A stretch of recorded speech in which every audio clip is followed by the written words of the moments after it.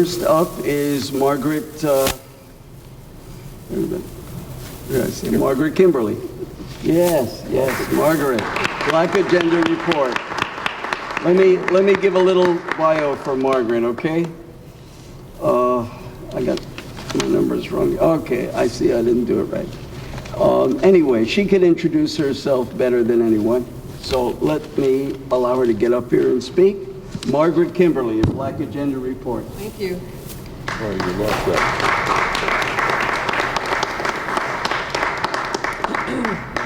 Your good friend Good evening, everyone. I can't remember what was in my bio, but I'll tell you who I am. I'm an editor and senior columnist of Black Agenda Report online. Oh, thank you so much. Okay, should I read it myself? That's a bit awkward now. Sure. So anyway, I'm an editor and senior columnist of Black Agenda Report. My work has been reprinted elsewhere many times. I've been on radio, I've been on TV. I'm also on the administrative committee of UNAC, United National Anti-War Coalition. The past couple of years, I've had the great honor, I've been very fortunate to be invited to Moscow by the anti-globalization movement of Russia, to the Philippines. I attended the International Assembly of the International League of People's Struggles, which was a great experience also. We're also members of the Black is Back Coalition at Black Agenda Report, and I live here in New York City. Okay, there you go.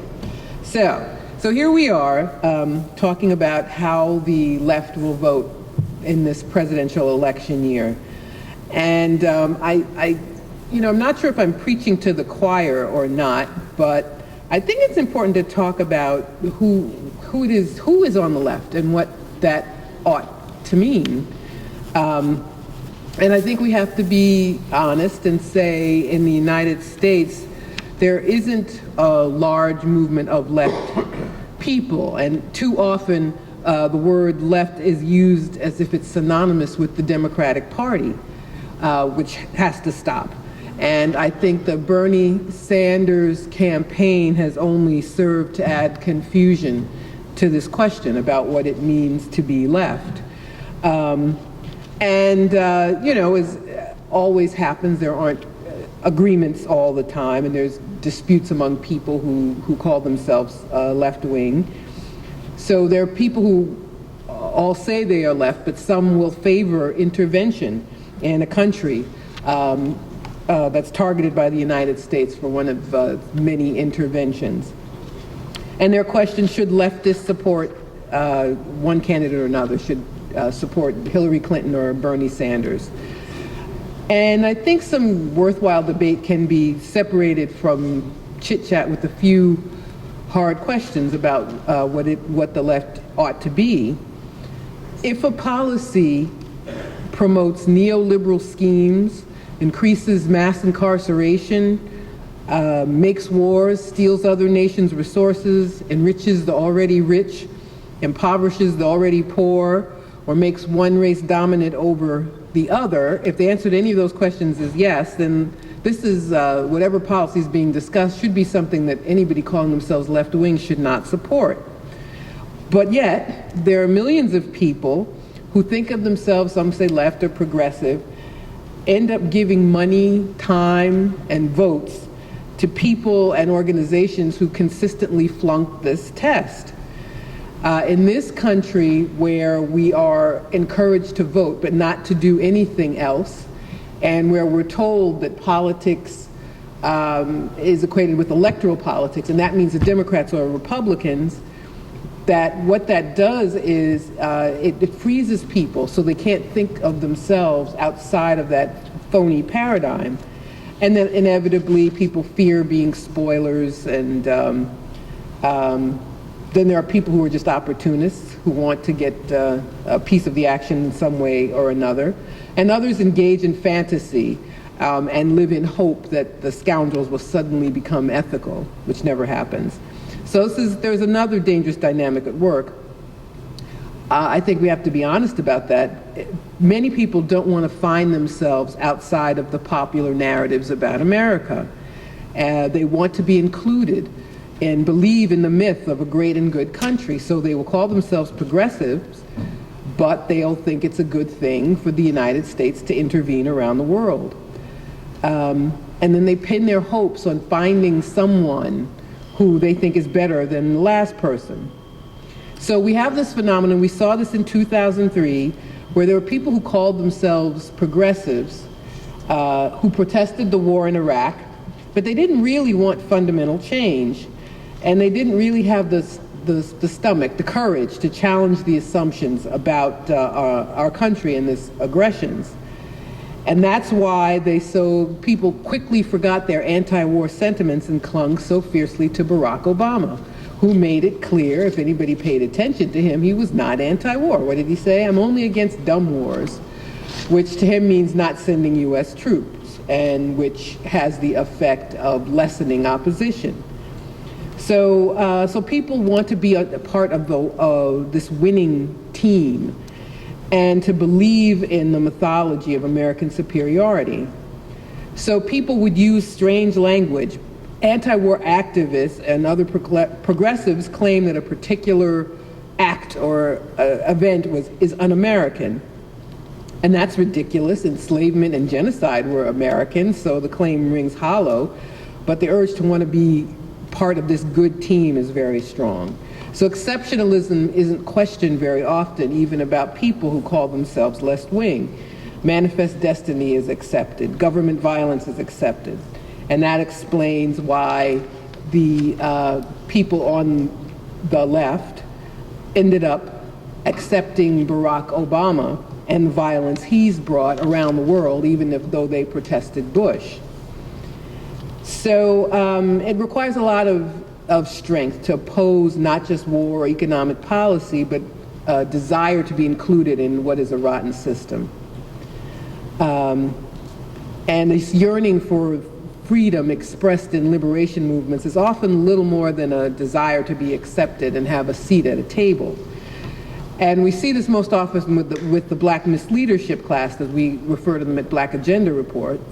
And they may have protested 50 years ago, but they're now very happy and comfortable being elected to public office, getting recognition, getting the good jobs with the NGOs and the corporate-funded nonprofits.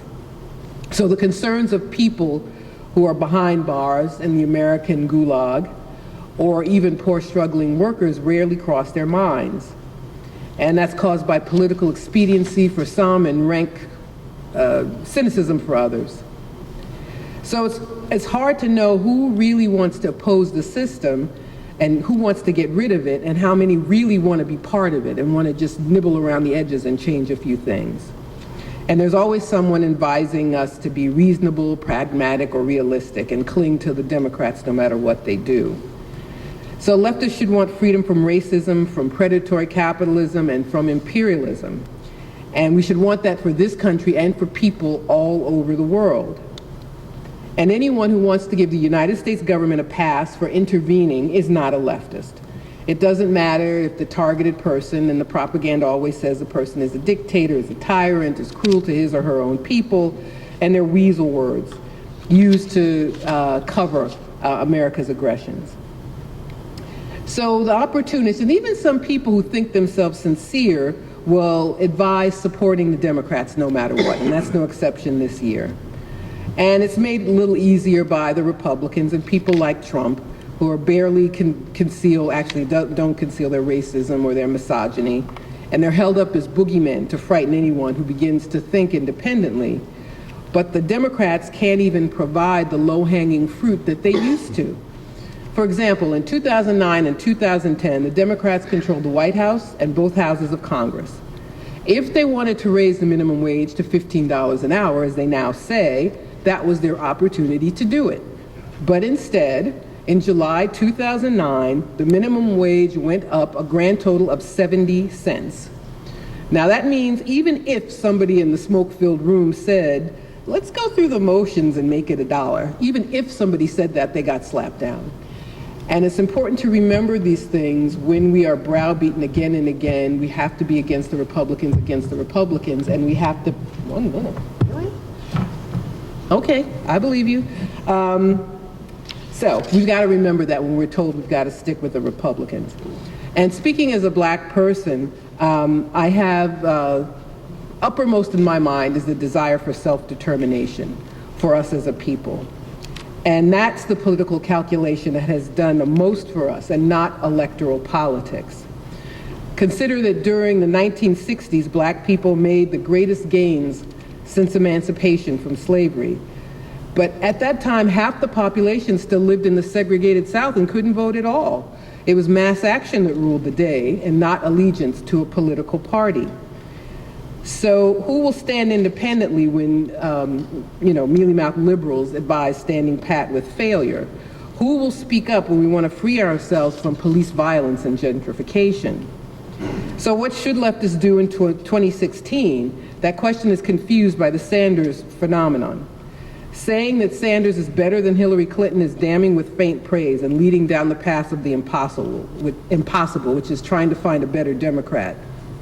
It's useful in some ways because it lays bare the hollowness of what passes for the left.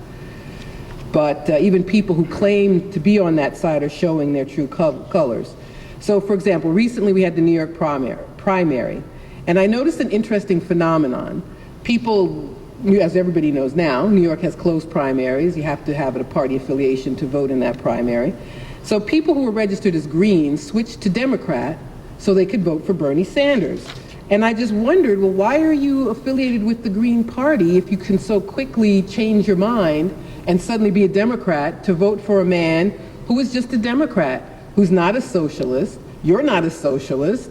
You know that he's not, he knows that you're not, and yet everybody goes along with this charade. In fact, a lot of those people were just disaffected Democrats, as usual, hoping for the impossible. So now we have the situation where Hillary Clinton will get the nomination because of the real corruption of the superdelegate system, which is meant to make sure that the votes of the people don't count. So what will Sanders do? Well, all along he said he will support her. And I don't see how people can still hang on to this dream, I guess because we're human. And people say they want to have a third party, and I wish that were true, but there are already third and fourth and fifth and sixth, many parties in the United States. So a lot of these people who say, I'm not going to vote for Hillary, we should start a third party, as if someone's going to bestow it upon them instead of building one or joining one. So the left, what will people do? They'll do a variety of things. But what we should not do is vote for Democrats anymore. No more voting for Democrats. You can make the argument of not voting at all. I think we need to stop being intimidated by thinking that we have to vote, and if we don't vote at all, we've done something bad. I think we can make that case. So whatever it is we do, I think we know what we should not do if we're going to call ourselves left. And quickly, since I know I'm clearly out of time, election is a watershed. The Republican Party is cracking because of Donald Trump. He has won the nomination, and they're trying to deny him. And that means the Republican Party is going to perhaps change, perhaps disappear. If Hillary Clinton gets the nomination, it's an opportunity for all those people who say they can't stand her and they don't want her and they like Bernie or they like somebody else. It's an opportunity for people to stand up and say, this is an opportunity for something new. So I think interesting, if people have the courage to stick with their convictions, I think 2016 can be a watershed year for the left in this country. Thank you very much.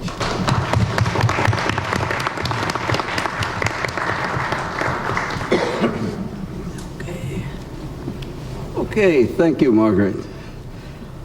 Next up is going to be Michael O'Neill, an organizer for the Green Party of New York State. He is also secretary of Green Party of Brooklyn. And I just want to say something about the Green Party. In 2014, Green Party candidate Governor Howie Hawkins received 175,000 votes, or 5% of the vote, and secured ballot status for the Green Party, a big achievement in the US for a third party.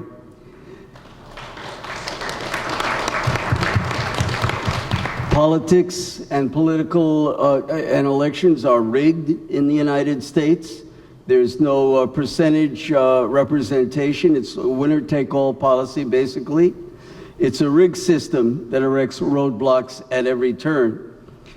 But Howie Hawkins's totals were 3 times as much as in 2010. Green Party candidate Danielle Vila is here tonight.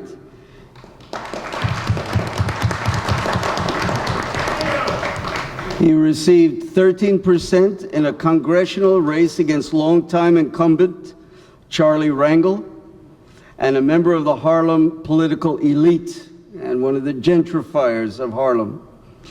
He's running, Danny is running again to represent Harlem when Rangel steps down. Okay, here is Michael O'Neill representing the Green Party.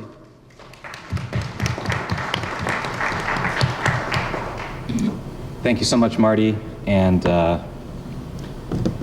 thank you, Margaret. It's a luxury to follow someone who cleared a path so incisively about a lot of the issues that are before us. And I want to talk about a few concepts that are really core to what the Green Party of New York is oriented to right now, and some of the things that I'm waking up every day thinking about as an organizer for the Green Party in New York State.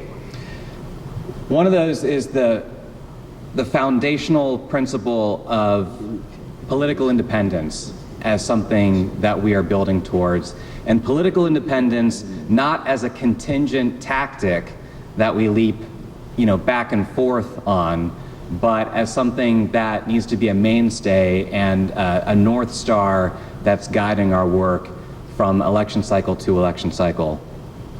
I also want to talk a little bit about how we need to be able to build fighting organizations in our parties and making member-run parties that are unifying both issue activism work and movement work and electoral struggle, and trying to bridge those gaps which are so often, I think, firewalled within the left and a broader progressive movement.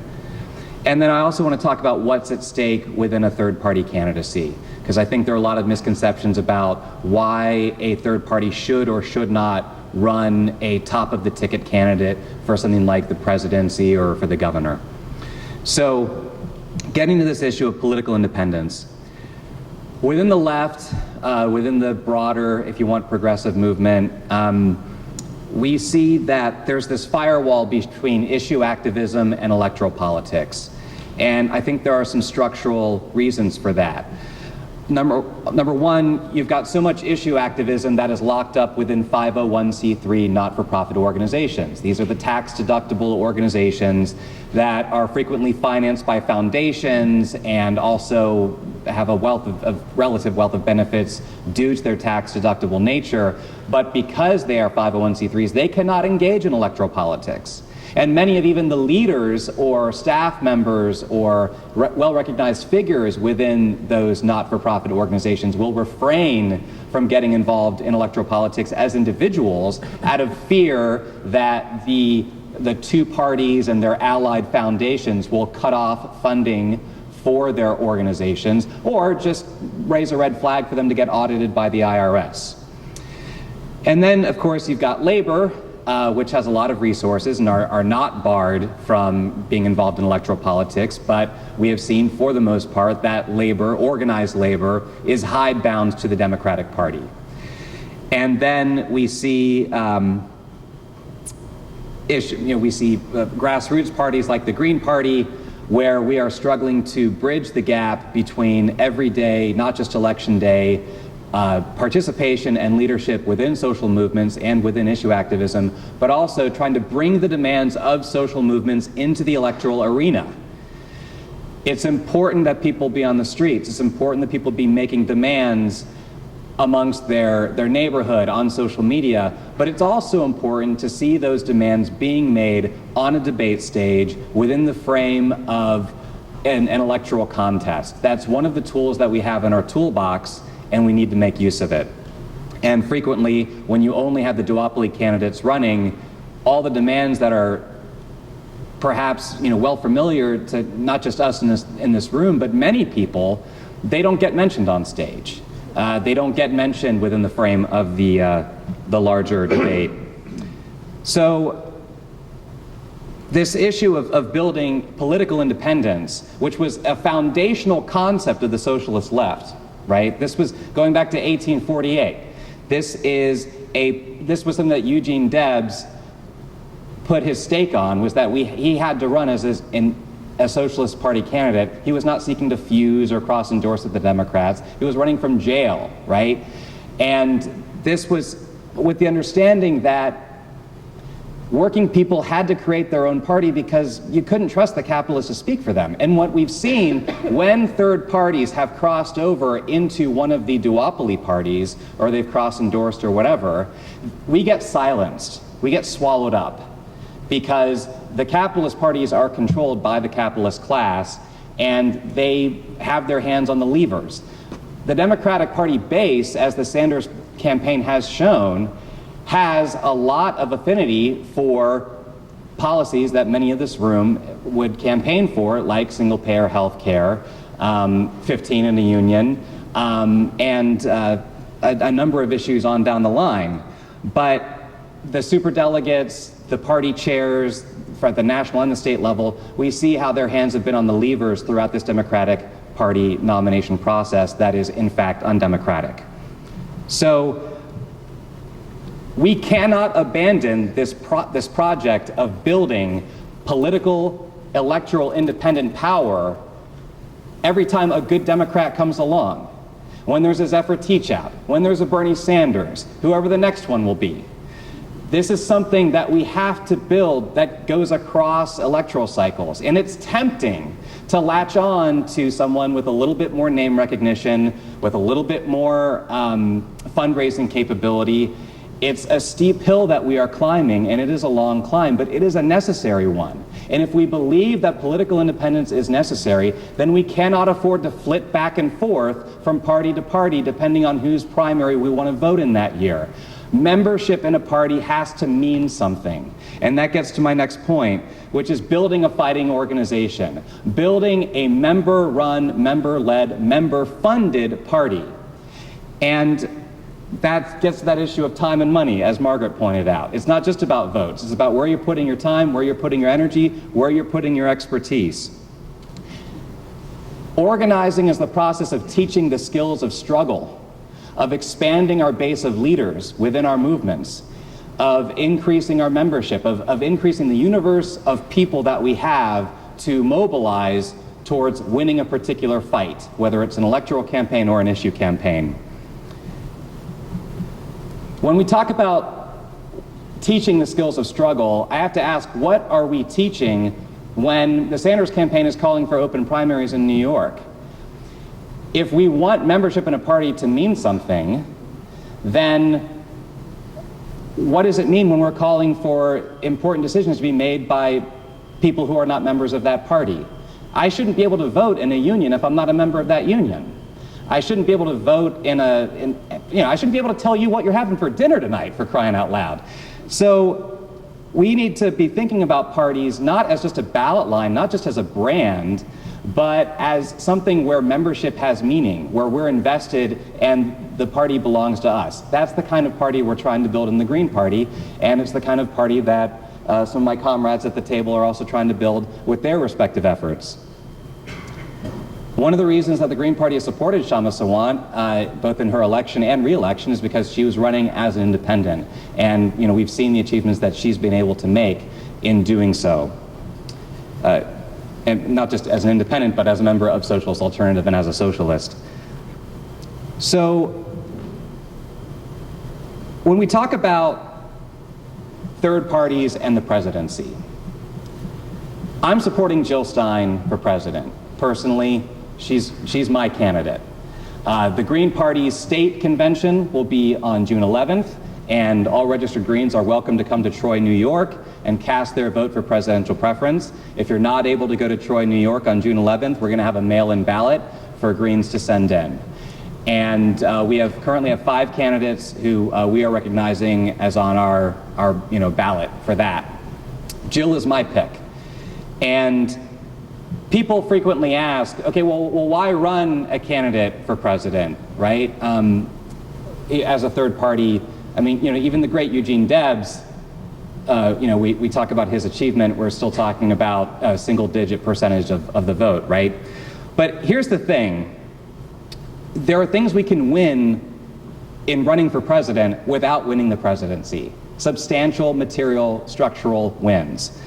The first is by achieving certain ballot thresholds of the popular vote, the Green Party could win access to presidential public fund block grants up to millions of dollars that could supercharge our ability to run future presidential campaigns, but also to be able to indirectly allocate resources that facilitate the party at large and facilitate our down-ticket candidates. And also, it sets off a big flare to say, this is what third parties can do, running on their own merits, running with a left platform. The second thing is that in New York State, as Marty mentioned, our ballot line is set by achieving a threshold for governor. Now, actually, we met that threshold in 2010. That's when we won ballot status. In 2014, this is the first time that we actually were able to keep ballot status for 2 consecutive terms. And so when people say, why are you running from someone for governor? You're not going to win. Well, we're winning a ballot line, which then supercharges our ability to run local candidates so that we don't have to petition. Am I over? Or no? Got 1 minute. 1 minute. Okay. I'm on my last point, so that's good. That makes us able to run local candidates much more competitively, because we're not having to gather hundreds or thousands of signatures to get on the ballot as independents. Now, for other states, presidential performance factors into their getting a ballot line, because, as we know, each state sets their own laws for running elections and ballot access. So I'm not going to throw my comrades in other states under the bus by not supporting a presidential candidate, because that is, what their ballot access is relying on in part. Aside from the fact that running someone for president enables Greens and other people across the country a real choice to vote for someone outside of the duopoly system. And it also supports our Greens who are running down ticket across the country. People like Daniel Vignola, also people like Francois, who's running for Congress in New York CD5. Now, finally, I just want to say that the Green Party nominee, and again, I support Jill Stein for that, the Green Party nominee is going to be on the ballot for the majority of the voting population of this country. We need your help right now to get her on more ballot lines so more people can have a choice outside of the duopoly system in November, no matter who the Democratic Party nominee is. She needs your donations, she needs your support to get petitioners in the field to overcome draconian state ballot access laws to get that choice out there. If you want a plan B in November, we need your support now. And I will wrap up with that and just say I'm going to be circulating a sign-up sheet. If you liked what I had to say and want to find out more about the Green Party, I would welcome that. Thank you very much.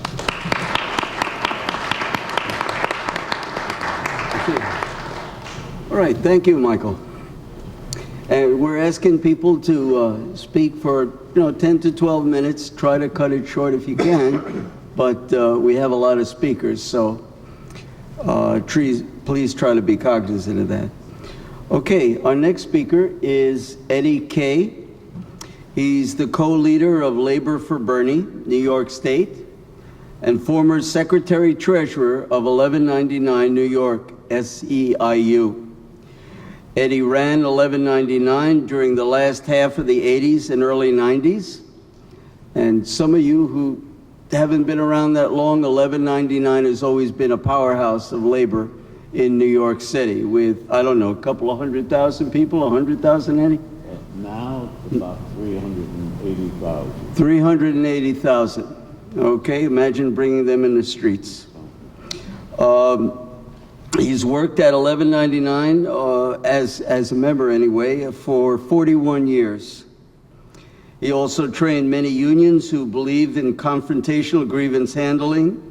He was also my boss at the TWU for a couple of months, back around, what, 2000, I guess it was.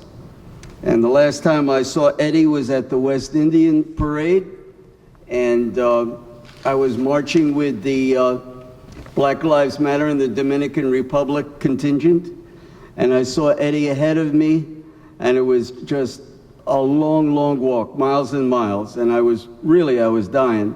But I saw Eddie out there in front, ahead of me, power walking all the way, and I kept it up. I wanted to collapse, but I saw Eddie pumping away there. So anyway, Eddie, step up. Eddie K.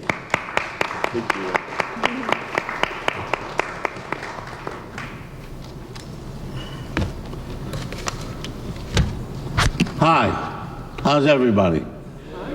I can't hear you. Oh, okay, I heard you right over here. All right. I'm going to come with, I think, a different approach, but the same approach. Because I think what's going on right now is a revolution, limited, but a revolution means a change. And there is a tremendous change going on right now. This is not contradictory to third parties. This is not contradictory to X and Y and Z. What it did and will do and might do, of course I hope it is will, but it's still with the might.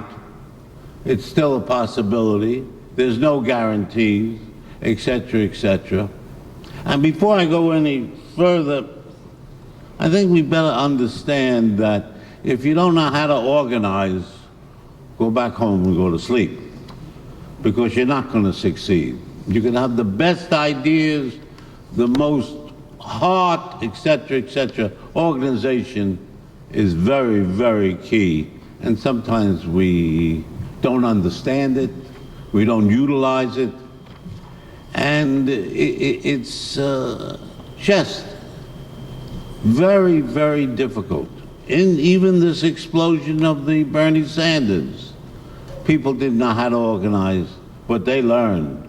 They learned, but they learned fairly well. But let me deal with what this means. Issues. When would we ever discuss openly a $15 minimum on a national level? When would we discuss socialism? And it's a different word that's being used by Bernie. And it's a different meaning, yes. But people, youth mostly, but tremendous, are talking about the word socialism. Well, I mean this, or I interpret it that way, or I interpret it this way. That has not occurred for how many years? How many years that has not occurred? This is a change. And these type of issues are being broadcast, being argued, being swallowed, spit out, etc., etc. This takes a tremendous, tremendous stopping and seeing what the hell is going on. How do you take advantage of that? How do you? So many of us who are connected to third parties were also out there for these issues. It happened to be for Bernie. It happened to be with the use of the word socialism, without it defining of taking over the means of production. But yet, millions and tens of millions of people were using those words, and 5 years ago they would have killed themselves before the word socialism came out of their mouths. And they are beginning to see what is the value of it. How can we change it? How can we make it into an effect? This is so exciting and yet not exciting. What do I mean by that? What do we do with it? I think Hillary and all the Democratic apparatus would have not a conniption, but an immediate heart seizure if Bernie got the nomination. And they would make sure probably that he wouldn't. Maybe they'll shoot him, I don't know. But the thing is that you cannot shoot the idea that well. And this idea of making change, of involving people, and I want to go into that because so many of us, a lot on the left, but not always, so many of us think, change. When I was running 1199 and before, they knew me as a radical, a lefty. And so somebody would come into my office and say, start quoting Karl Marx because he wanted the job. I'd listen. And then I would say to myself, should I strangle him or should I hit him over the head with a chair? I think I tried both, usually. But the question here is not Karl Marx going out and organizing workers. It is a organizer imbued with the theories and understanding and love of the working class, going out and taking on a boss.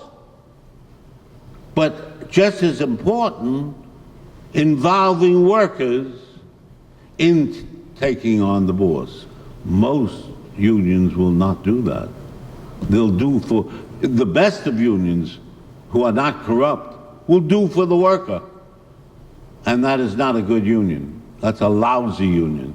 And that's 70%. The others are crooks, but, or even more. I don't know the percentage, it doesn't matter. The question here is, when somebody would come to me to get a job, I only looked at, can they move workers with an honesty?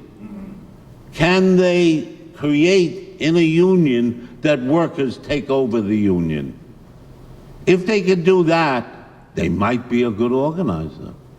They might have value to the workers, not to me, not to the union, to the workers. This is a very difficult process, and it goes up and down, up and down. Well, what has occurred in the political field is a similarity, that we are reaching down into people, discussing with people more and more. And we have to do it on all levels, third party, second party, first party, whatever party you want to deal with. It is impossible not to see what is happening in the United States and not taking advantage of it after this election, or during this election, or doing it now, and doing it constantly. So this question, and I'm not going to deal with issues, you know the issues better than I do. I'm old, I'm fuddy, I don't understand anything anymore. But whatever it is, we got to move it. We got to move it because there's an excitement out there that has not occurred in the past 70 years. Listen, McCarthy, I'm talking about Eugene, not the animal, but whatever it is, Eugene McCarthy and that type of Robert Kennedy revolution in 1968, etc., was exciting, was good, had value, but had no lasting effect and did not get down like the Bernie Sanders thing into the people. And it's not only Bernie Sanders, he will be long and gone pretty soon. The thing is, what do we create out of this? Do we try, in addition to all other tries, to change the Democratic Party? See, the Republicans are smarter than we are, much smarter, much smarter. They took over. Who? The Tea Party. They took it over. Oh, we love this one, we love that one, and this and that. They took it over. Changed the views, the issues, changed the struggle, totally. And we sat there, they're animals. They are animals. That's true, their views are animals. But they were smart. I'll give you a little story. I was meeting with this creep, very smart guy. And he came in and I was talking to him. He was brought in by a campaign that asked me to go over there and look it over. And he came in, very smart guy, ultra right. And he sat down and he says, Eddie, so many of you on the left think that we don't have brains, etc., etc. They knew exactly what a computer was, how to use it, etc. I'm only using the word computer as an example. And he was amazing of how he understood how to reach out to people. Now keep that in mind, that the ultra-right and the right, they know how the hell to do it. And we better learn and take an example from Bernie. Take an example of how you mobilize people. That we must do. And if you're going to sit and let it go past you, it will go past you. And it will fail, might. It will not, I hope. But the question here is, do you get involved? Do you have the privilege of being able to move workers? Now, I'll end up with just, because this is where I come out of, labor. So many people say, oh, we're going to go and change this union. And you somewhat forget about how to change and relate to the workers. You will not change a union from the top down, nor from the middle. You'll only change a union from the bottom up. And it's an extremely difficult thing. So the same thing with the body politic. We have a little revolution going on of change from the bottom up. Will it succeed? I don't know. But if we don't move it from the bottom up through this example and through these possibilities that we're now living through, we will have lost that opportunity, the same as we've lost it over the past 70 years. This is exciting, and I hope we all get as excited as this old guy does. Thank you.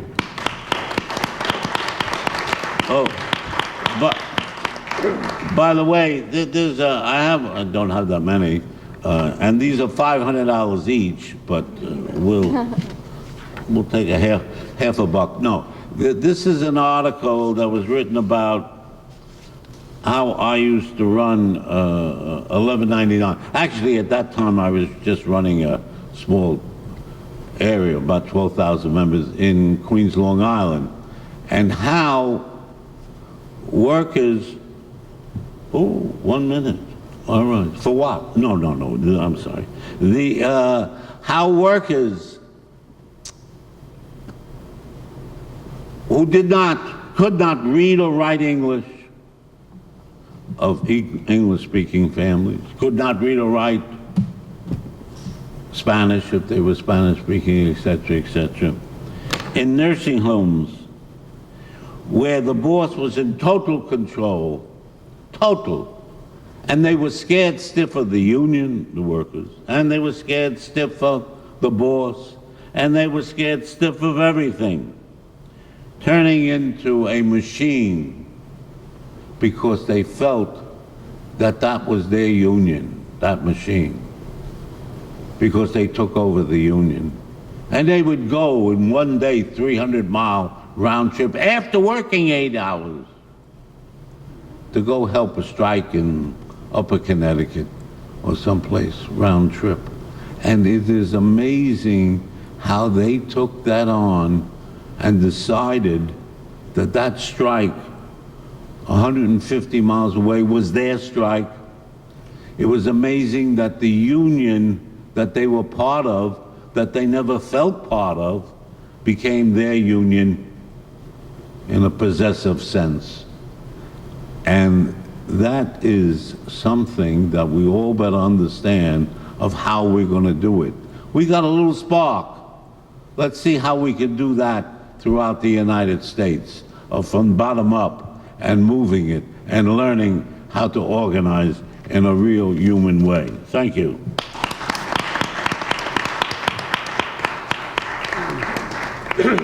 Okay, Eddie, thank you. Thanks so much. Listen, folks, let's not forget the Verizon workers who are on strike right now.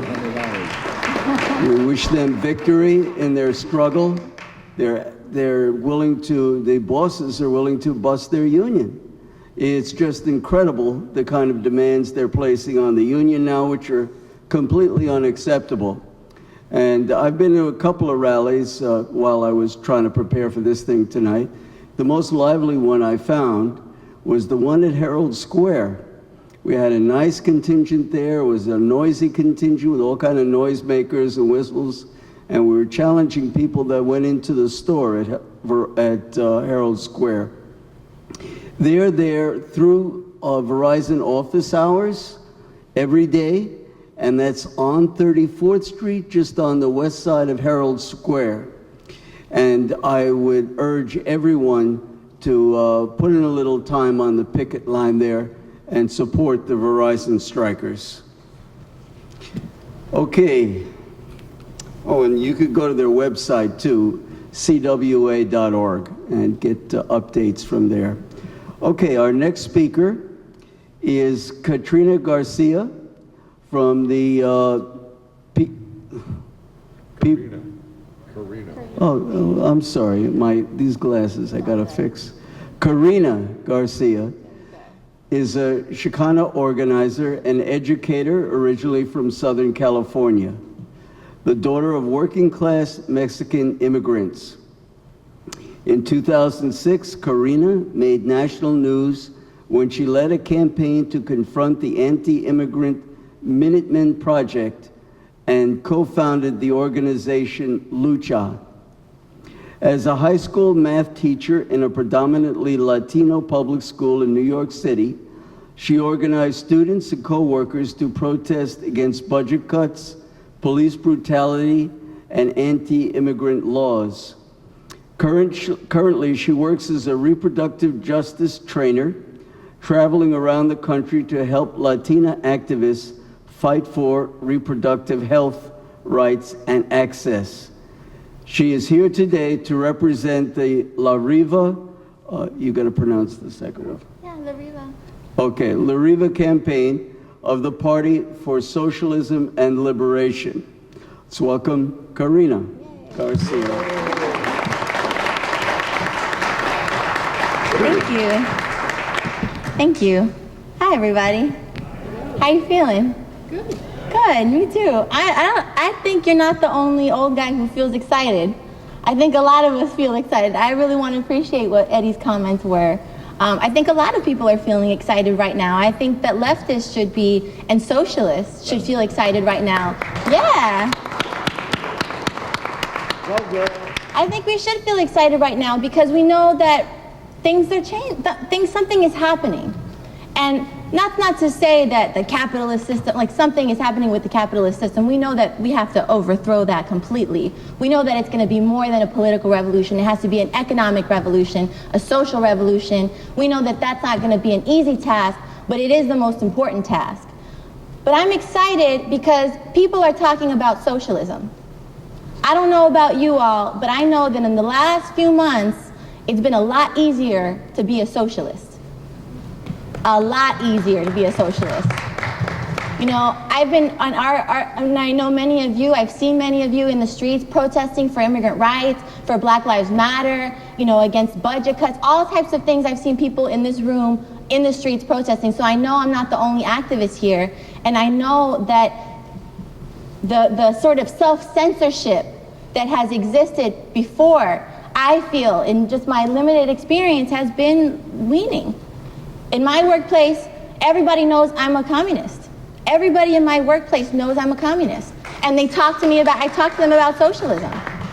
I talk to the people I work for a nonprofit, and I talk to the activists that I know about socialism. And I haven't gotten fired yet. So there's something out there, and I think that it's a real opportunity for us to take advantage of that, to take that, and to take it further, right? And to say, like, those young people that are overwhelmingly saying they support socialism over capitalism, they are desperate for some change. They want things to change. And Sanders represents something for them, and that's good. And we want to be there when Sanders says, okay, like, let's all support the Democratic Party and we're all going to support Clinton now. We want to say no. We want to say the political revolution keeps going. And if you want to really make change, you need to join a socialist organization. You need to stay in the streets. You need to keep protesting until the things that you want, the things that you deserve, are actually real. We want to be there with them, right? Right. That's what we want. We want to be there with them, patiently explaining and going along with them and working through, right? Because we know that just by telling them something, that's not necessarily going to be the thing, but we want to be next to them, shoulder to shoulder, working with them, showing them that something actually is possible, that our people do have power, that we have power when we're organized. When we're organized, we have power. And not just when we're protesting for reform, but when we have ideology, when we have a vision, we have a worldview, that we're not alone, that we're not just some peace activists here in the United States, that there's people, communist parties, socialist organizations, militant radicals all over the world, and we're a part of that legacy. They're a part of us. We're from that history. And for more and more young people to identify with that part of history, not just which Democrat or Republican is running, but we're a part of that legacy of those Eugene Debs, of those Asadas, of those Lolitas, of Frida Kahlos, of those people who fought for their rights. We're part of that. We don't have to start a new thing. We don't have to start from scratch. This Marxism did not start today.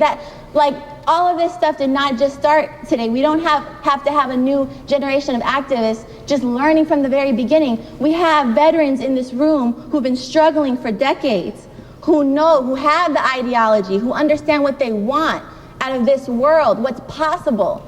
And we have to make that bridge and connect those people. And so my name is Karina Garcia. I'm here representing the 2016 presidential campaign for the Party for Socialism and Liberation. Our candidates, Gloria La Riva for president, Eugene Puryear for vice president. We're petitioning in various states to be on the ballot, and we're also seeking the nomination of Peace and Freedom Party in California, where Gloria's vice presidential candidate is actually Dennis Banks, who I'm sure you all know is the co-founder of the American Indian Movement and a longtime fighter for Native American people, as well as other progressive causes.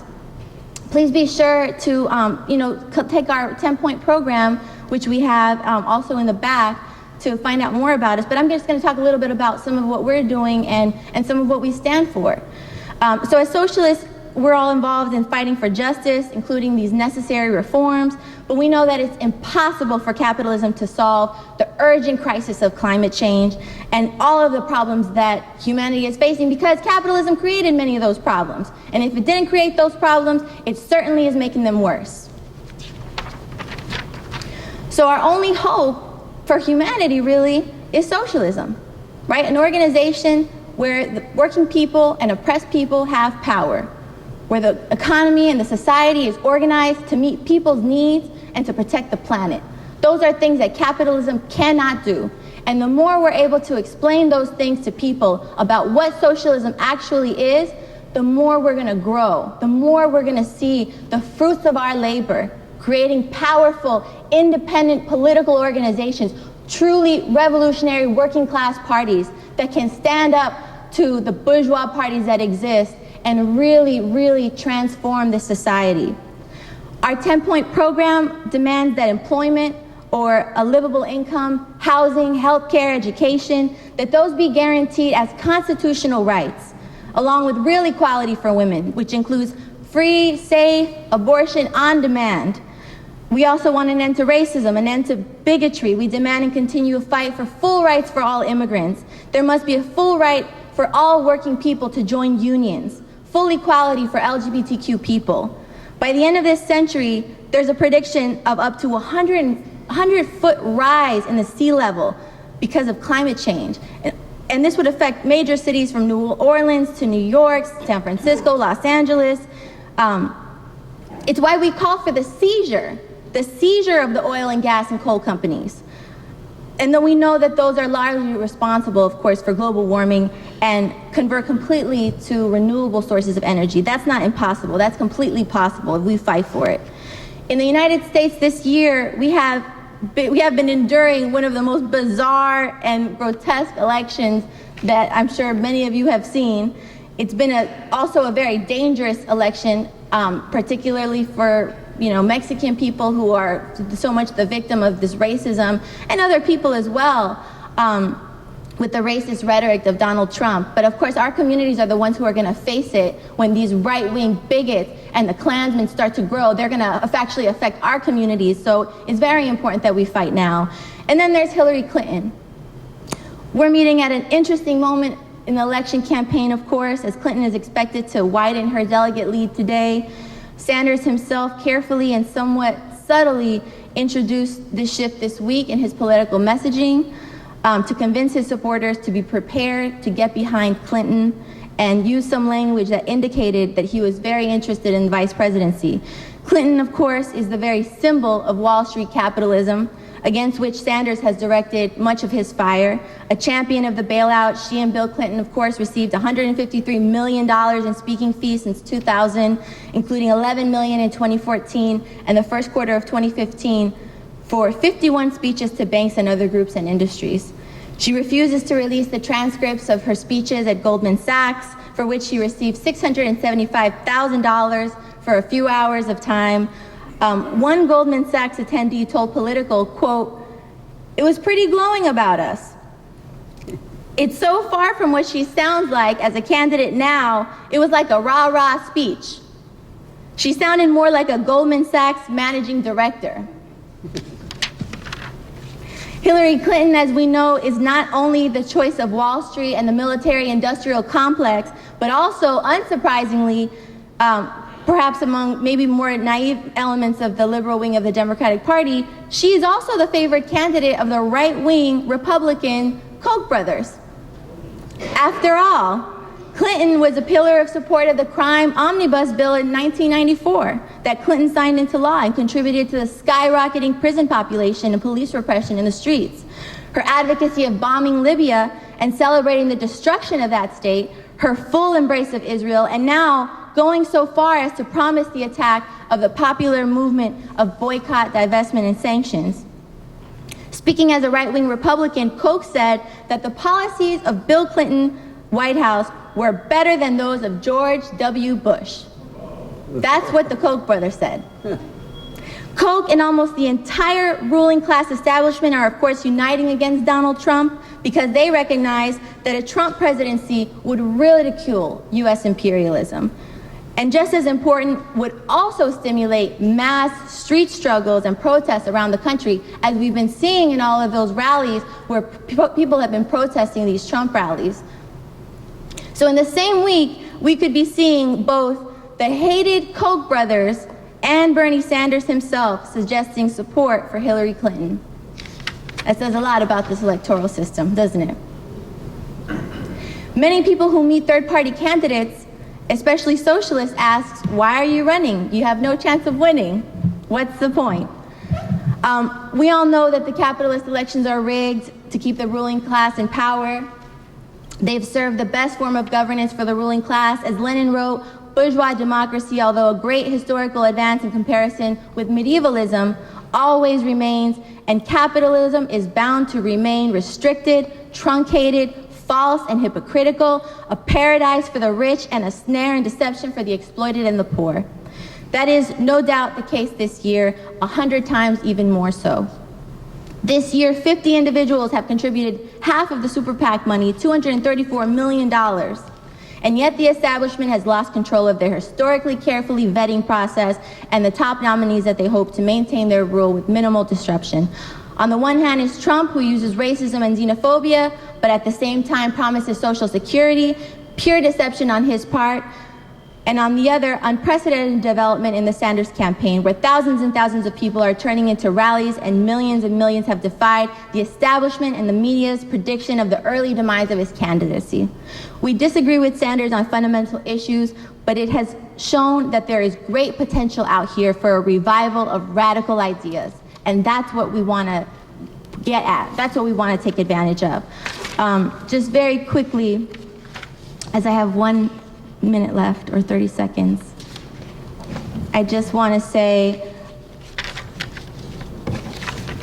well, I think I said it. You get my point, right? There's people out there, they're talking about socialism. We want to talk to them. We want to talk to them. And we want to bring them over to actually build a real working class party that actually can confront the capitalist system. We don't want them to lose them to apathy. We don't want to lose them to the Democratic Party. To the contrary, right now, it's exposing the Democratic Party for what it actually is. And that's what we want to take advantage of. Thank you.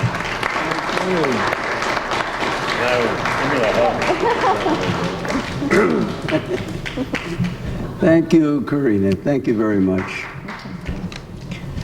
All right. She's getting me thinking about Haiti now and what the Clintons, both of them, have done in Haiti, supporting sweatshop production as part of the World Bank economic agenda for Haiti, pressuring the Electoral Council into accepting this crook that was in there for how many years? I'm not sure now. 5 years, I think, Martelli, who was connected to the old Duvaliers, just a thief in a den of thieves there in the capital. And the Clintons can't be condemned too strongly for their horrible role in Haiti.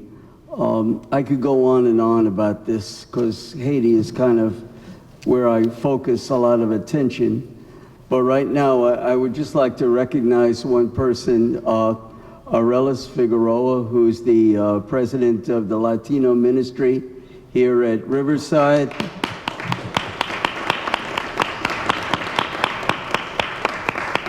Arelis arranged for the room tonight, and we both work in the committee Black Lives Matter in the Dominican Republic. And Arelis is working to get church relief for deportees now in Haiti. At least 100,000 are languishing in Haiti, expelled from the Dominican Republic along the border. And there's horrible conditions there, starvation or near starvation, horrible medical conditions, health conditions. And Arelis is working on the Great Riverside Church effort to relieve some of that suffering on the Haitian border. So, Arelis, would you like to say something about your work to everybody? You could come up here and use the mic for a couple of minutes.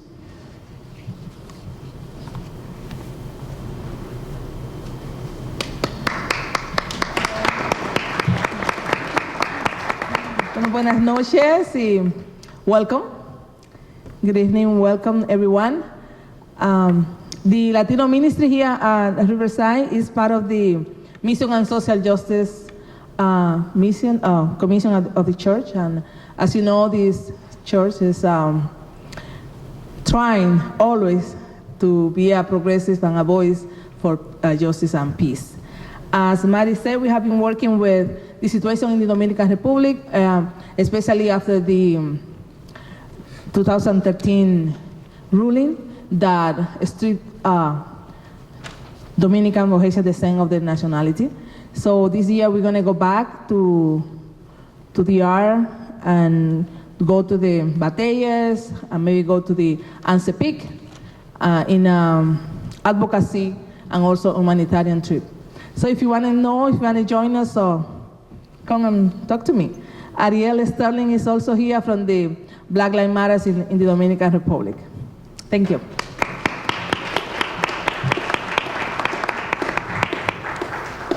Thank you, Arelis, and thanks again for this wonderful space.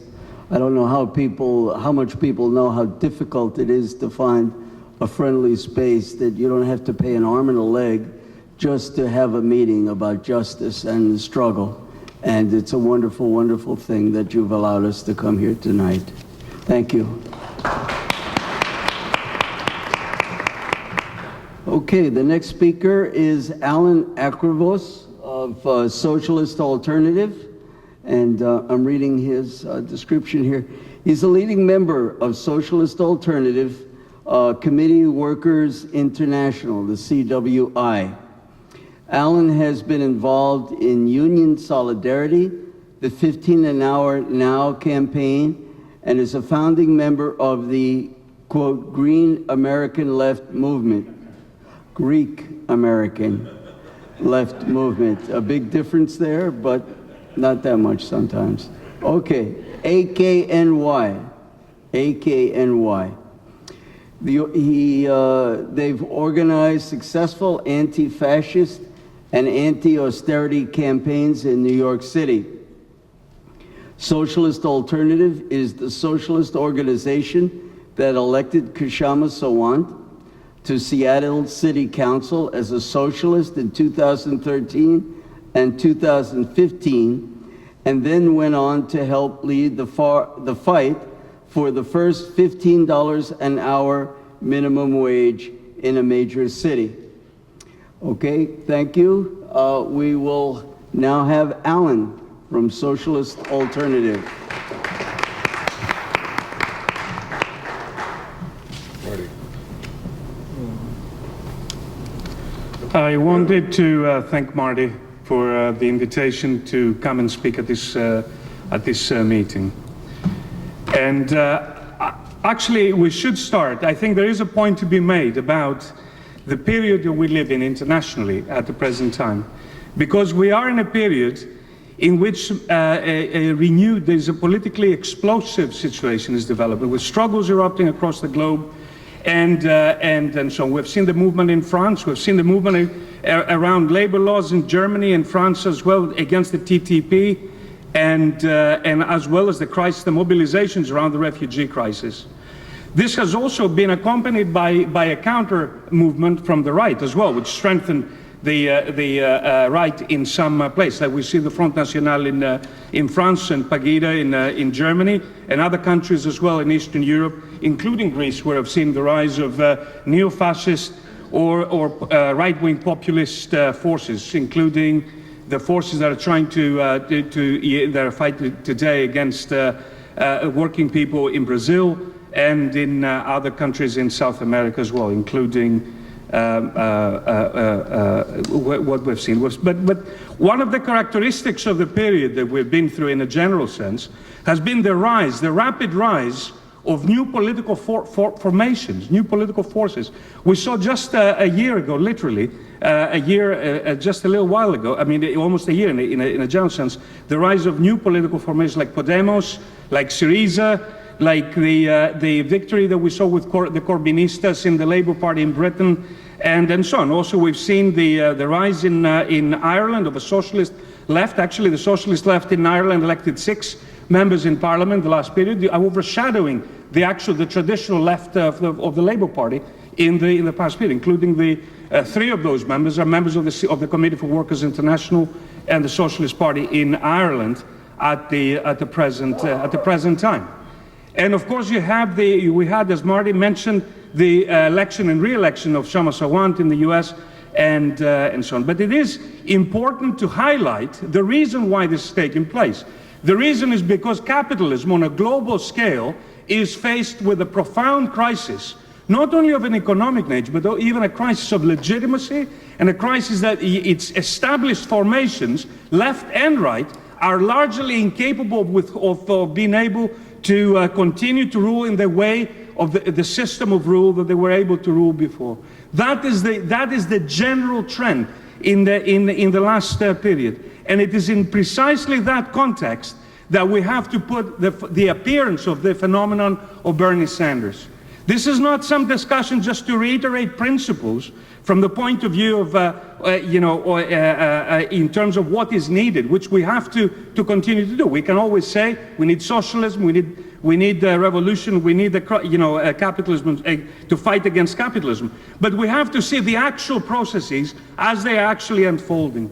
And I think it is the most profound, the most elementary point to make here is the point. It was published a Harvard study published yesterday in the Washington Post, that showed among 18 to 29-year-olds in the US, in a survey, 51% do not support capitalism. They said 33% said they support socialism. That is, and what we have seen alongside this phenomenon of the rise of Bernie Sanders and the popularity and popularization of socialism and so on, represents an awakening, a reawakening is taking place. After 30 years of neoliberalism, after 30 years of defeats and setbacks as far as the workers' movement and the socialist movement was concerned, where we've seen even traditional, even left reformist organizations being transformed into organizations that actually implemented the neoliberal agenda of austerity across the globe, including the US, the transformation of the Labour Party in Britain into an organization that actually was dominated by the capitalist elements within it, and so on. We saw PASOK being transformed from a left reformist organization becoming a neoliberal formation, and so on and so forth. But what that period is ending, and a new period is rising up in which the new formations are coming to the surface, including formations like Podemos, like Syriza, as I mentioned before, and so on. These are the early stages, if you like, of this reawakening. We have to see that this is not a finished process, but and so on. It's in many ways history restarting in a new period that is taking place. And I think that this is the key that I think the left in the US has to face. I think we have to deal with the appearance of the Sanders phenomenon, the Sanders campaign. Who can deny millions of people have entered this campaign? They mobilized with their small donations, and so on, building up on a grassroots organizations in their tens of thousands, going to listen to a socialist speak and discuss about a radical program, if you like, of fighting against Wall Street in that sense. It's a political reawakening. Yes, it's not the 9th month of the pregnancy in a historical sense. We're still at the very early stages of these political developments that are taking place. But who can deny that actually there is a revolt taking place within the unions? Who can rely that there was a revolt in a series of unions that endorsed Hillary Clinton, and there was an absolute upsurge of anger and hatred against the bureaucratic tops of those unions in terms of saying, who gave you the right to endorse the friend of Wall Street, Hillary Clinton, and the friend of Walmart? That's exactly what people did. They do not start, and as long as the socialist left doesn't stop just talking among ourselves, well, we feel really comfortable, but we look boldly where this tens of thousands and hundreds of thousands of young people and workers, that's who is getting radicalized. That's who is beginning to take the road of struggle and movement, to start questioning how things are and so on. And that is the people that are looking to begin to turn the situation around. Who can deny that this, other than those who think in fixed categories, those of course would be incapable of thinking, of dialectical thinking, requires to examine not only the form but the content of what's taking place, and examine things in their political development as they develop in that sense. And in that sense, the question of how the socialist left, the tiny and insignificant socialist left, this is the reality we have to face. Is that we have this new development that's taking place, but the socialist left actually still is a tiny and insignificant factor. I think in its 150-year history, this is the lowest point as far as the organized forces of the socialist left is concerned in the US. And we have an obligation, actually, not to pontificate, but to turn around and face that movement and try to relate and develop our program as part of that. Now, there are those, unfortunately, with the Sanders phenomenon, there's not too much time to go into it, but there are those on the left, including the socialist left, that uncritically supported Sanders. They, in many ways, they said, Sanders, hurrah, that's a great thing. However, that was not, in our view, that was not adequate. Socialist alternative put forward demands and such. As we said to Sanders, it's a mistake running into the Democratic Party and so on. However, you made that decision. That's where the movement is taking place. We will continue. We supported his campaign and so on, but all along the way explaining the need for him to break from the Democratic Party and the need to actually build a party of the 99%, putting forward demands along those lines in the course of his campaign. And so on. And I think that was the one side of the left that actually uncritically supported Sanders. And on the other side, there were those who have not engaged in the campaign in any serious way, other than come and sell papers, perhaps, or talk about it and so on. And we have to say that that is actually a criminal and false position as far as the socialist left is concerned. If the socialist left was as strong as Eugene Debs in the period of the Socialist Party when Eugene Debs, yes, we should have done that. But the socialist left is nowhere there in that kind of strength. The socialist left had the responsibility to not leave the arena of the Sanders campaign to the two parties and to the apparatus, the elements of the Democratic Party apparatus that were also looking to win over the supporters of Bernie Sanders into the Democratic Party, and if you like, to move them back in that direction.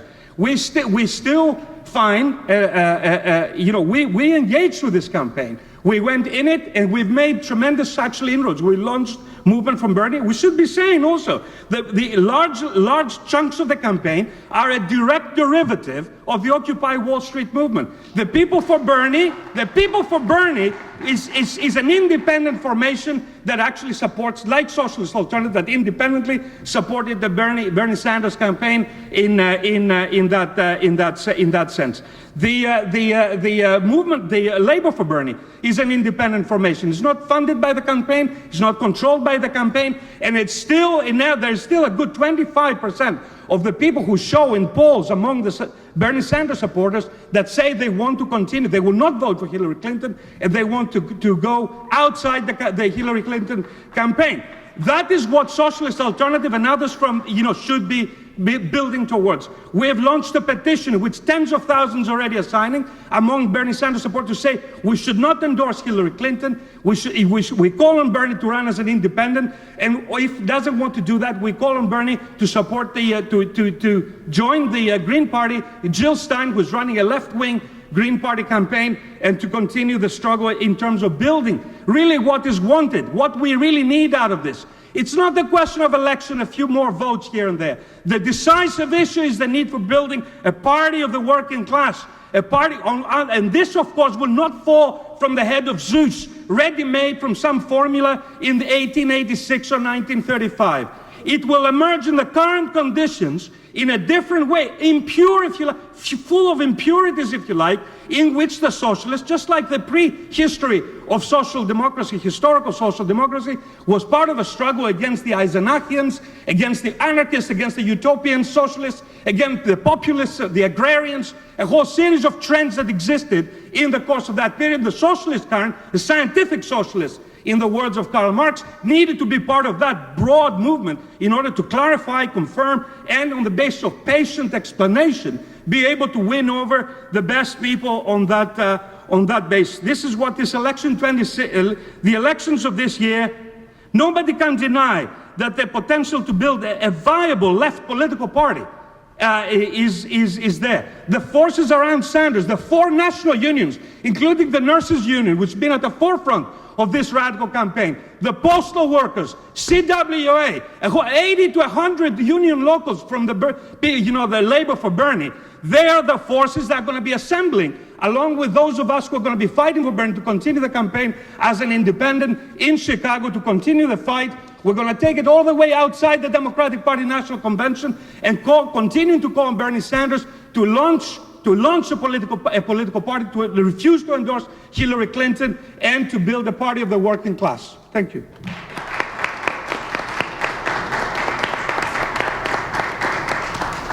Okay, thank you, Alan.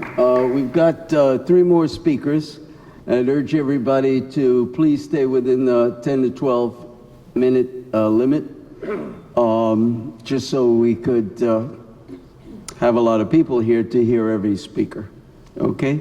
Now, our next speaker is John Reynolds of the Socialist Party. They are running a campaign, and you'll have to, John, pronounce the name of the presidential candidate for me. Okay, let me give you an intro here. John describes himself as a decades-long anti-war, anti-imperialist, anti-racist, human rights, social and environmental justice activist and advocate. John is a proud member of the working class, and that's what I like to hear, who twice ran for local elected public office on a revolutionary socialist program in the tradition of Eugene V. Debs. John's also a Vietnam vet. John is currently chair of the SP of New York State, an organizer for the New York City local of the Socialist Party, USA, and is representing his campaign 2016 in New York. Okay, John, take it away. Thank you. You're welcome. Thank you, everybody, for coming. Thank you for the organizers and for the church for having us here. So I have been asked to speak for the Celtic Walker campaign 2016. And unfortunately, I don't have the flyers to hand out to you. This was short notice for me. But the theme is Revolution, Not Reform, Celtic Walker 2016. Can you hear me? Is my microphone on? Oh, is that better? Yeah. Oh, okay. So speaking for the Celtic Walker 2016 campaign, I was asked to speak about revolution, not reform. And I'm speaking about that in the context of an electoral campaign.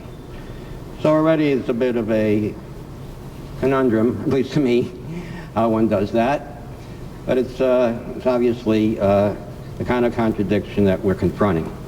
And speaking as someone in the party of Eugene V. Debs, who ran for president 4 times, I believe, and the last time from federal prison in 1920, after he was convicted for a violation of the Espionage Act,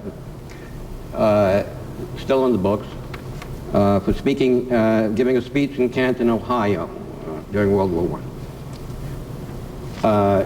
And he received almost 1 million votes from jail, from prison. So this is a contradiction. We're for revolution, not reform, and running our electoral campaigns for president. Okay. It says here, we believe in capitalism. Well, capitalism is an inherently racist, oppressive, exploitative, and destructive system. We want to replace it with a system of socialist political economic system, where the workers own and control the means of production and distribution and everything else. Workers and communities, democratically controlling these. So that's the revolutionary goal. And on the other hand, elections. Okay. So we often hear about, so this puts me in mind of certain things, how to deal with this. So we hear about the lesser of two evils all the time, right? That's what the two capitalist parties want us to always get locked into this model of, you have to choose the lesser of two evils.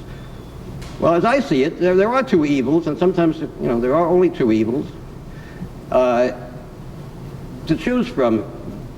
As I see it, you can have the evil of voting in a capitalist election, or you can have the evil of not, sorry, there are the lesser of two evils to me means there's the evil of voting in a capitalist election or the evil of abstaining from voting in the capitalist election. Why are they both evil?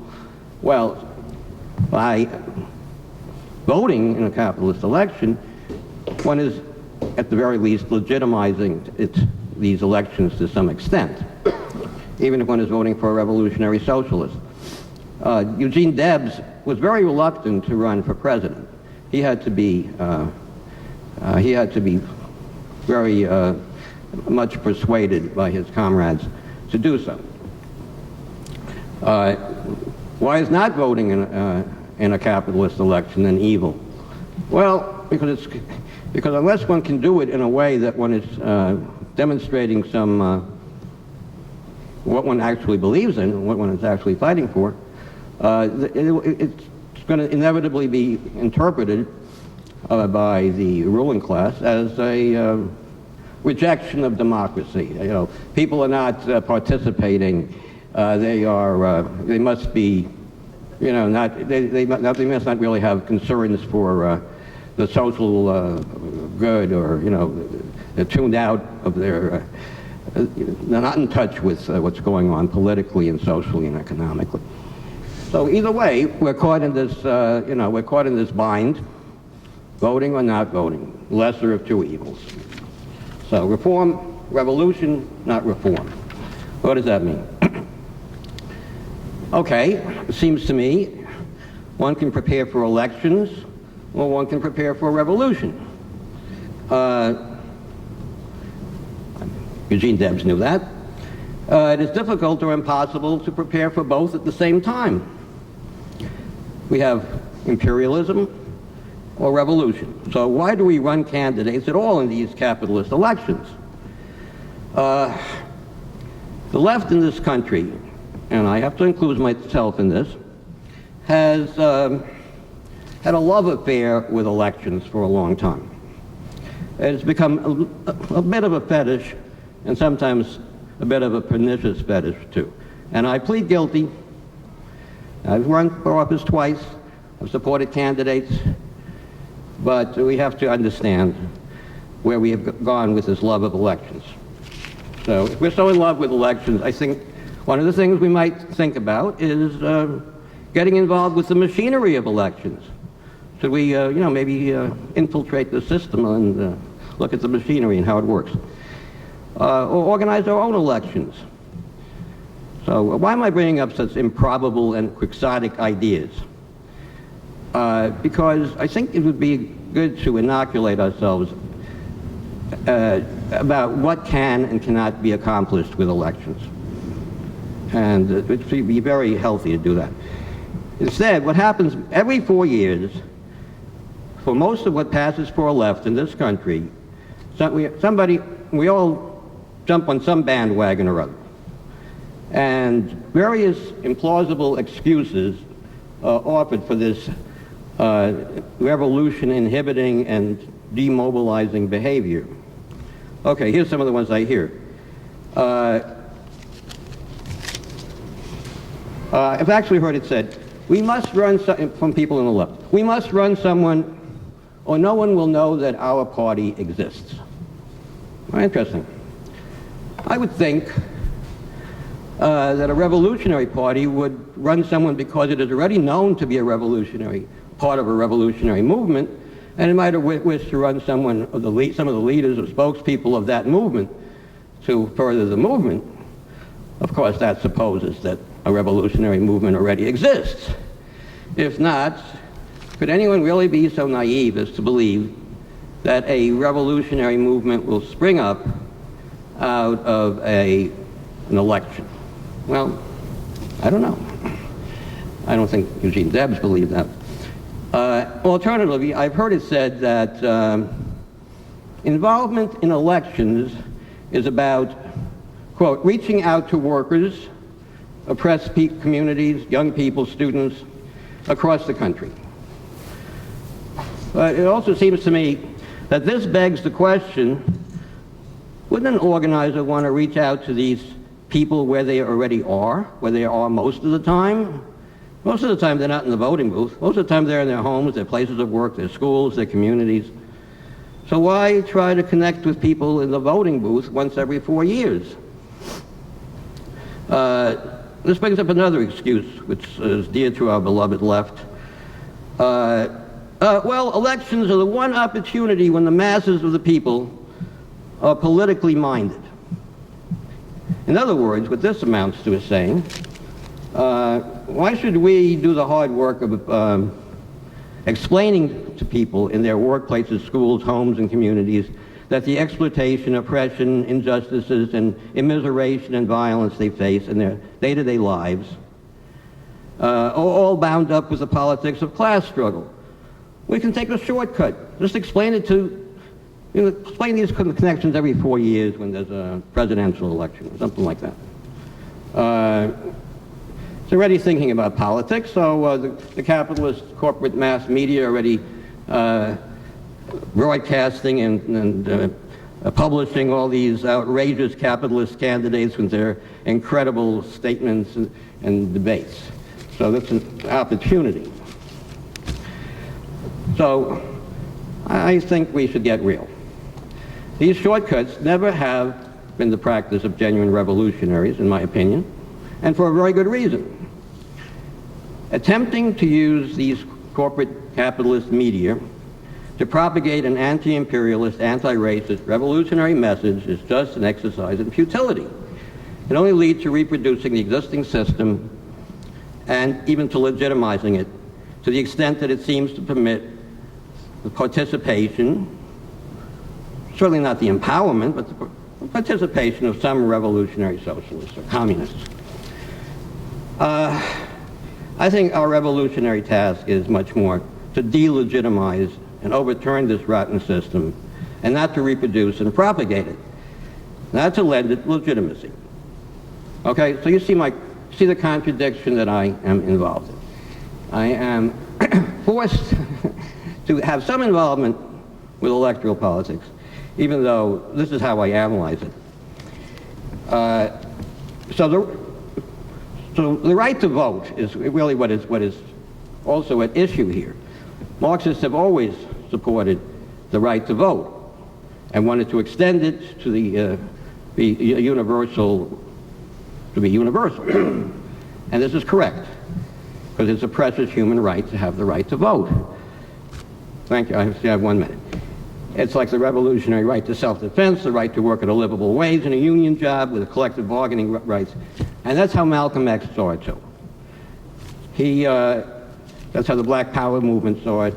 That's how revolutionaries have always seen it, that a vote is most powerful. What Malcolm said is that our vote is most powerful when we know how to withhold it in an organized fashion. Just as our labor power is at its most powerful as a political force when we know how to withhold it in an organized manner. Malcolm did indeed say the ballot or the bullet, but Malcolm also said when you go hunting for bear, you don't shoot the first rabbit you see. Just as in a shooting war and a revolution too, you must know when to hold your fire. So in revolutionary politics, one must know how to collectively withhold one's votes before we can learn how to collectively cast our votes for those we want to elect. I've come to the end, so I want to just let you know that to find out more about the Saltersick-Walker 2016 campaign, we are on Facebook at Rev 2016. Website is socialist_USA, and we also have www.rev16.us. Email info@rev16.us. Thank you. Okay. Thank you, John. John, I see a lot of protests, so thank you for coming out today. Thanks. Okay, we've got a couple more speakers. I just want to remind people that Socialist Action newspaper is sponsoring the event tonight, and we have a lot of literature in the back, including the newspaper, with special subscription rates. And we have a website, www.socialistaction.org. Special headline about the recent Chicago teachers strike and the solidarity around that. Okay, more of that later perhaps. Okay, the next speaker is Monica Moorhead, presidential candidate of the Workers' World Party. And Monica has a considerable list of activities she's been involved in, struggles really. She's been an activist and an organizer for more than 4 decades, a member of the Workers' World Party since 1975. Monica now sits on the party's national secretariat and is a managing Workers' World newspaper. She was Workers' World candidate for President of the United States in 96 and 2000, and in 96 she was also the Peace and Freedom Party candidate. That's out in California. Born in Alabama during segregation, Moorhead became politically active as a teenager in Hampton, Virginia, distributing the Black Panther Party newspaper. She was banned from her high school band for refusing to play the racist song Dixie. Okay, thank you. All right, Moorhead is a former kindergarten teacher. She is a founding member of Millions for Mumia of the International Action Center, an anti-death penalty project, and she co-chaired the historic May 7, 2000 rally of 6,000 people in Madison Square Garden Theater, demanding freedom for political prisoner Mumia Abu-Jamal. Thank you for that. And lastly, she co-authored Mumia Speaks, an interview with Mumia Abu-Jamal. She wrote the pamphlet South Africa, which Road to Liberation, and the essay What is a Nation in the book A Voice from Harper's Ferry. She edited the 2007 book Marxism, Reparations, and the Black Freedom Struggle. Monica Moorhead.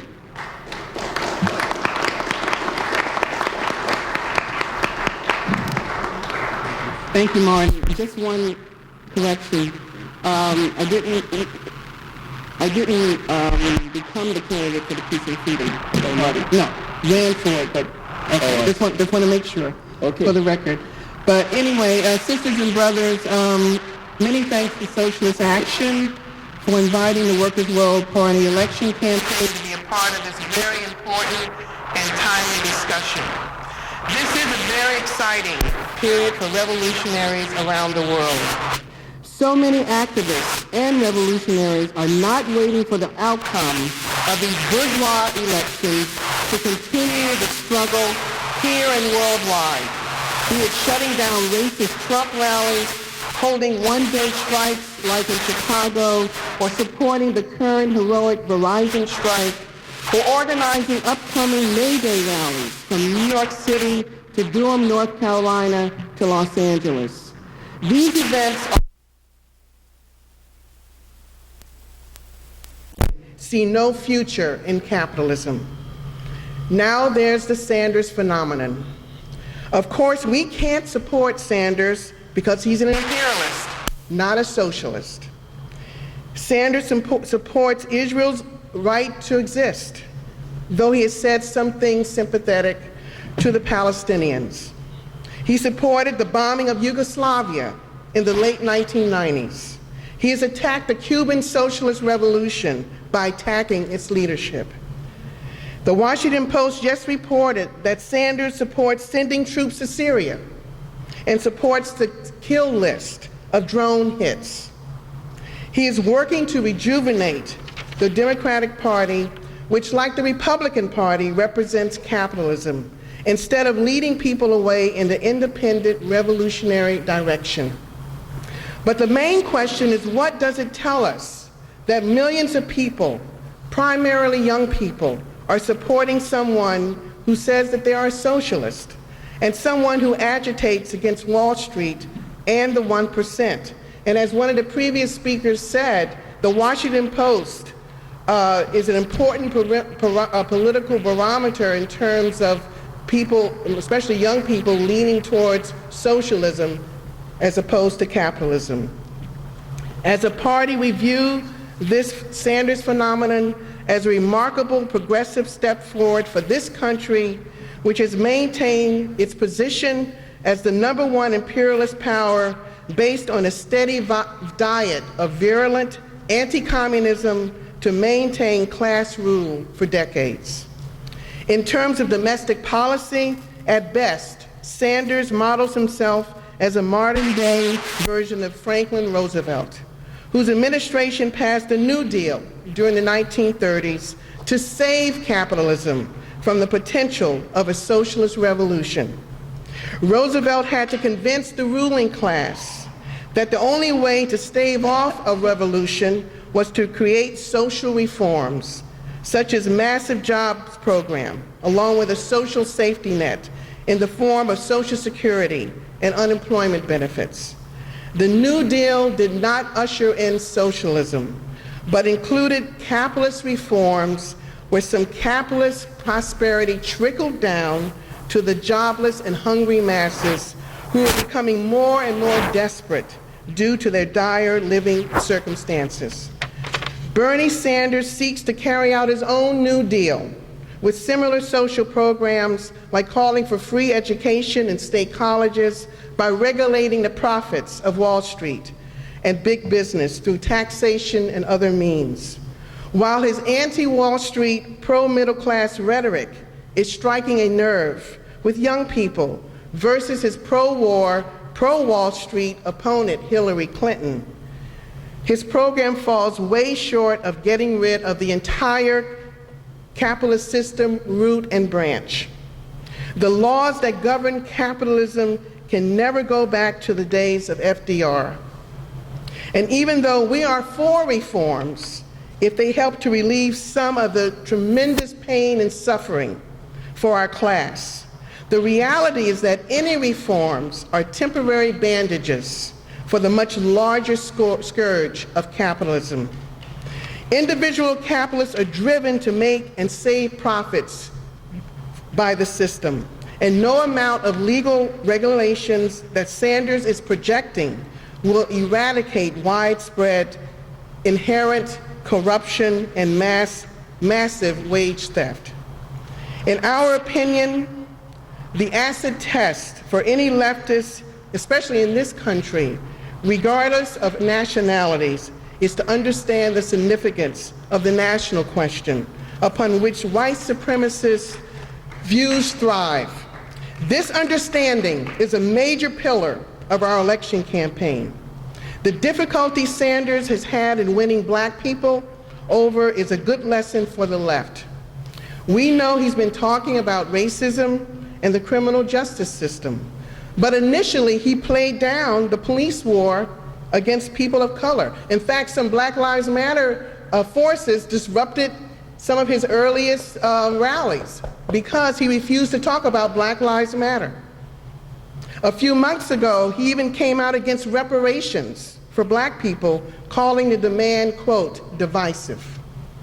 Our party says that this is not divisive, but showing support for reparations is showing class solidarity for demand for long denied justice for the descendants of former slaves.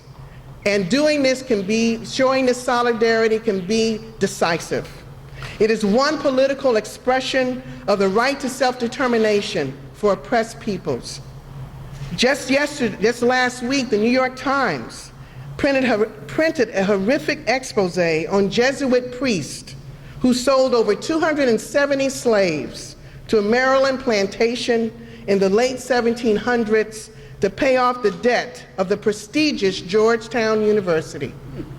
The school did erase the names of these priests off some of the buildings, and now the issue of reparations has been raised by the descendants of these slaves, which the accrued interest amounts in the trillions of dollars for a slave economy that benefited both the North and the South. The lesson is, sisters and brothers, is that you cannot be a leader of a left-wing development without making what we Marxists call the national question, or the struggle against racism, national oppression, and white supremacy. You have to make it central to your program if you want to be taken seriously. With so much stake, with the U.S. being the most powerful imperialist country and the ruling class's obsession to keep a large multinational working class divided and subjugated, the struggle against national oppression and white supremacy is the central question to the class struggle in the United States. Sanders' first instinct was to marginalize the issue of racism. This is a mistake many on the left make, and they are weaker for it, and our movement is weaker for it. And this is why the struggle against white supremacy is central to Workers' World Party's election campaign, to our party's history. As you can see, and I hope you get a chance to get some of our literature, we have a 10-point program and other literature in the back table over there. Of course, there are dangers for our class. The Trump campaign, which is based on racism and a neo-fascistic appeal to angry white workers, is a serious danger. It is so great that young militants, including immigrant rights activists, Black Lives Matter activists, and anti-racist whites are disrupting Trump events and shutting them down, and many of them are carrying Bernie Sanders signs. That's a great development. And they are showing us all how you fight a racist threat. You don't stop racism by voting for the Democrats. You do it by shutting down racism by any means necessary to show that white supremacy has no right to free speech. Also, Ted Cruz is no better than Trump, as some activists in the Bronx recently disrupted him. Black Lives Matter is a working class struggle. Why? Because the intensification of racist police killings and mass incarceration is in large part a consequence of the global capitalist economic crisis. High-tech, globalized capital has no jobs and therefore no use for young black people to become productive in society.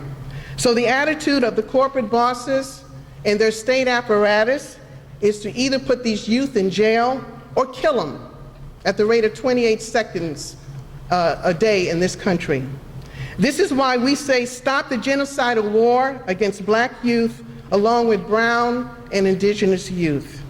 The fact that there's both an awakening on the left and on the right shouldn't surprise us.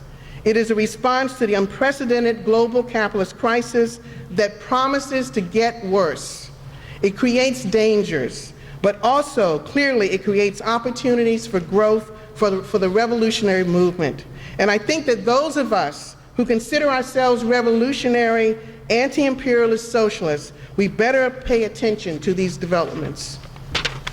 They should be a warning, a good warning to us that it's time to work hard to strengthen the revolutionary anti-imperialist section of the left. And I think this will become all the more necessary after the Democratic Party establishment prevails over Sanders by giving the nomination to Clinton and then tries to absorb him. A lot of Sanders supporters are going to be furious once this happens. And it's up to us as the class-conscious left to have a strategy for winning over the best of those, the most militant of those who were backing Sanders over to a genuine revolutionary socialist orientation. We need to put away past differences and come together and work together to plan the strategy that will make such a thing possible. It is so important that the true socialist revolutionary struggle for a new level of unity, free of sectarianism, free of small-minded behavior, so that we can prepare for the revolutionary period that we are entering. We have more in common than we think. So let's continue to have this important strategic dialogue. Our movement very much needs it because, sisters and brothers, our class very much needs it. Long live international solidarity.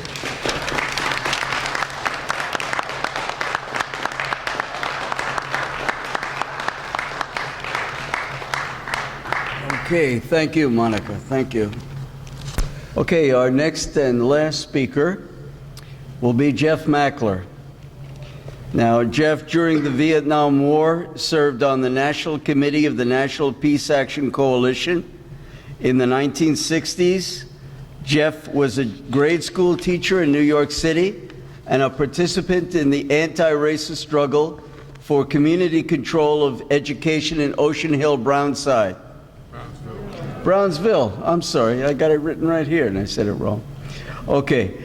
Today, Mackler is a leading voice in the Free Mumia movement, has written extensively about Mumia's frame-up and the recent racist neglect of Mumia's health, which actually isn't so recent. He is also currently a member of the Administrative Committee of the United National Anti-War Coalition. His suggestion to hold a West Coast mass protest against climate change ahead of the December climate conference in Paris, which was a big farce in my opinion, caught fire and 10,000 people took to the streets in San Francisco. I think that number is correct. Correct me if I'm off. Jeff has authored many pamphlets, including Free Palestine, which is available in the back. And if you've got a friend who's unclear about what Israel is all about, check out Jeff's pamphlet. It's a great introduction to Zionist racism and its origins, and Israel's horrific 2014 assault on Gaza, Palestine. Jeff's other pamphlets include Cuba's Epic Revolution Undaunted, The Politics of Revolutionary Socialism, and Jeff co-authored Ukraine in Turmoil. Lastly, Jeff is a regular contributor to our newspaper, analyzing and dissecting the capitalist crisis, breaking it down for us non-economists out here, including myself. And Jeff does a great job analyzing the current corner that capitalism is in. In our April issue, Jeff exposes the pro-boss politics of the Democratic and Republican parties in his The Politics of Deception, and also examines what is fascism, a question on all of our minds as we watch the racist and anti-woman antics of the thing called Trump. Especially provocative is Jeff's on-target analysis, when few are on target, of Greece's Syriza party and the mirage of reformism as a strategy. Jeff's contributions are a big reason why people tell us that Socialist Action is the best paper on the left today. Jeff is the National Secretary of Socialist Action, and I guarantee you he's the hardest working guy in the world. Okay, Jeff Mackler.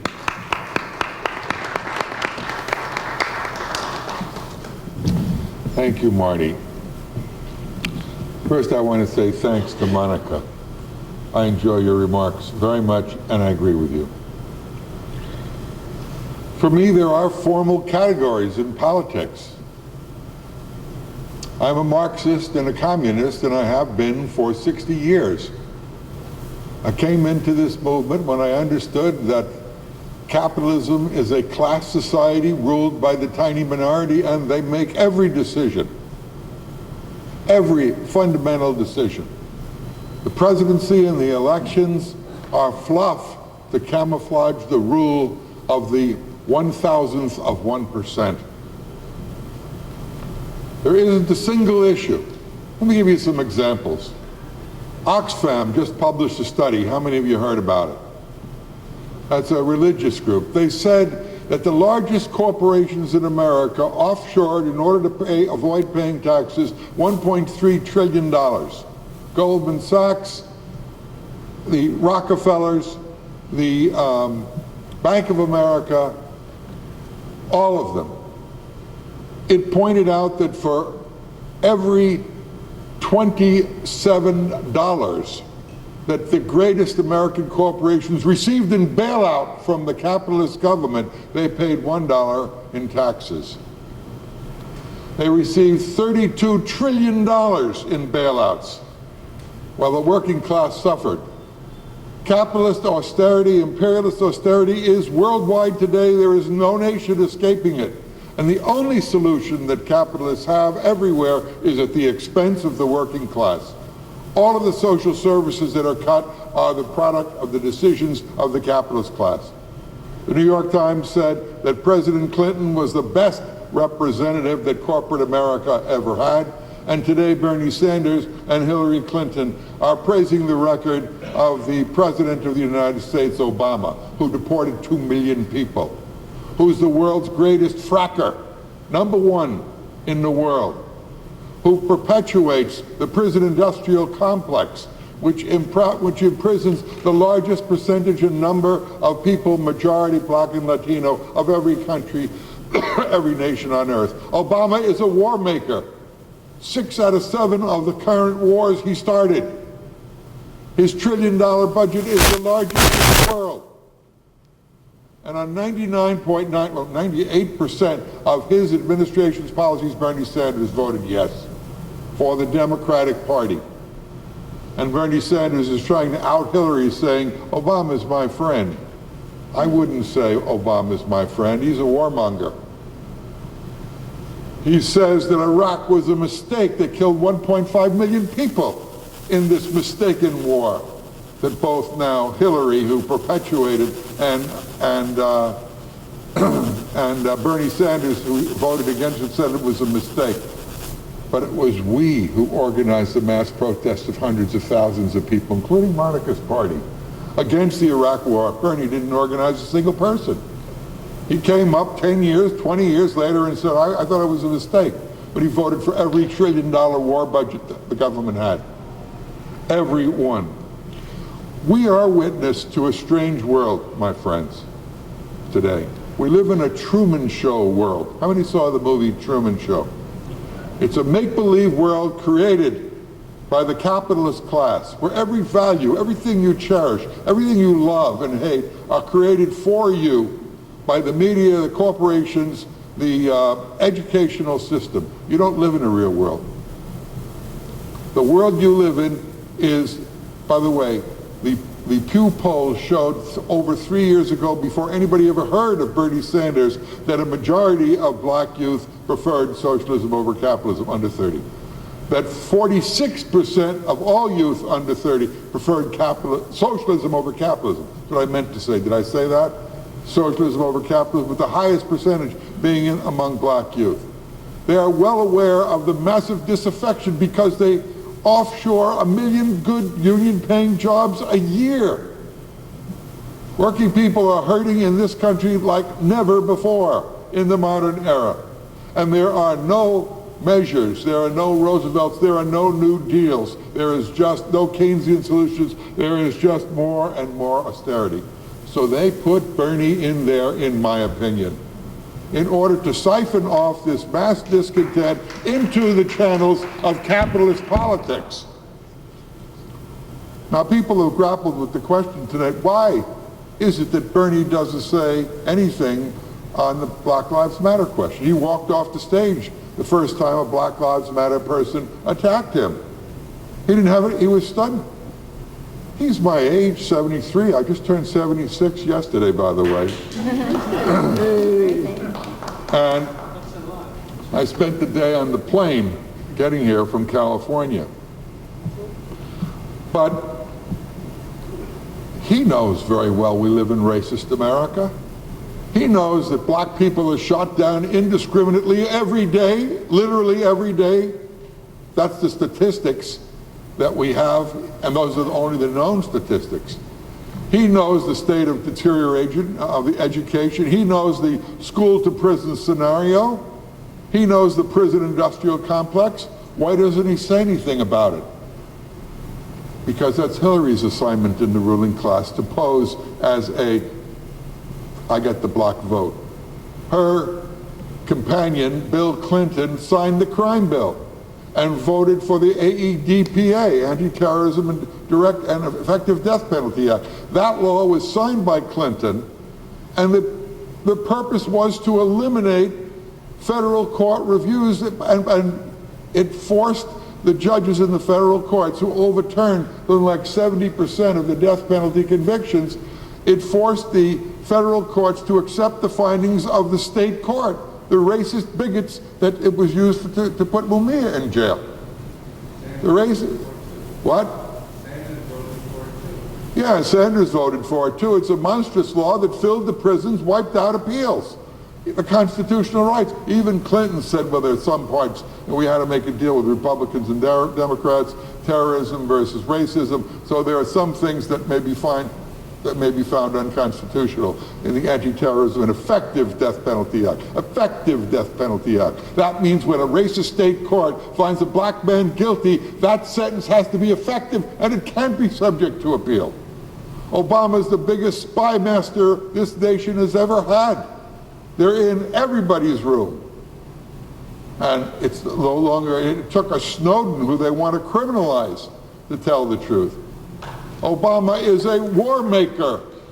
Unless you're missing all the wars in Syria.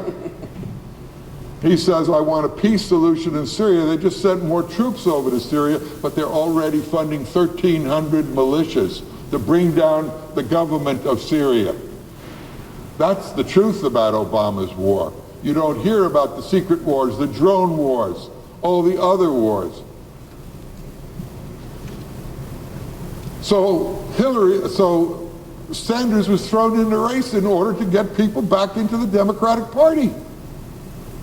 He's already said, if you looked at yesterday's New York Times, well, even if I lose, I'm going to continue the struggle by going into the Democratic Party convention, fighting for seats on the platform committee. Because Hillary's delegates, superdelegates, have already gave Bernie 3 people on the committee and gave her, 3 dozen. So he thinks he can write legislation that the Democratic Party platform will stand for. Does anybody here believe that what's in the platform adopted by the Democratic Party determines politics in the ruling class? Do you believe that? There's nobody that does. But Bernie does. He says, I want more people on the platform committee so we can change the program of the Democratic Party. The program of the Democratic Party is the same as the Republican Party. Racism, poverty, unemployment, war, destruction of pensions, destruction of unions. That's the policy of the ruling class, and they take turns implementing it. Now Trump is in the race. He's sort of like after Bernie sheep herds the radicalizing youth back into the Democratic Party. Those people who are scattered out are sheep herded back in by Trump.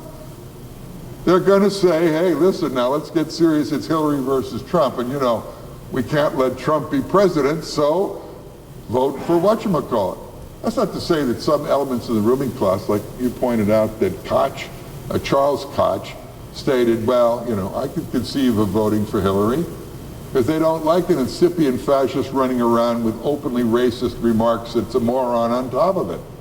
You don't have any connections inside the ruling class. Zero. But he's a second sheep herder in this show that they orchestrate called capitalist politics today.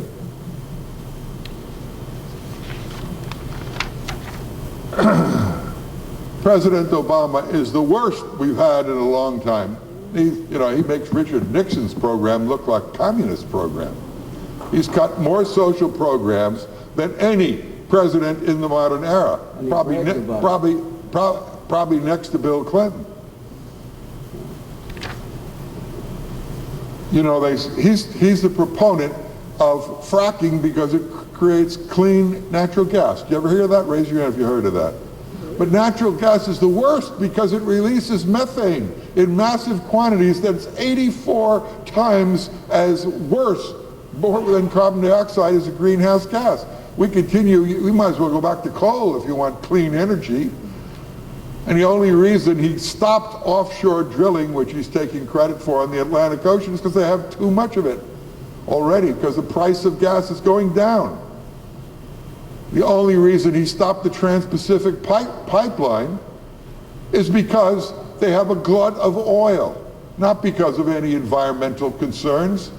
The United States and the Pentagon is the largest polluter in the world, the largest single polluter in the world. Obama does nothing about any of this stuff.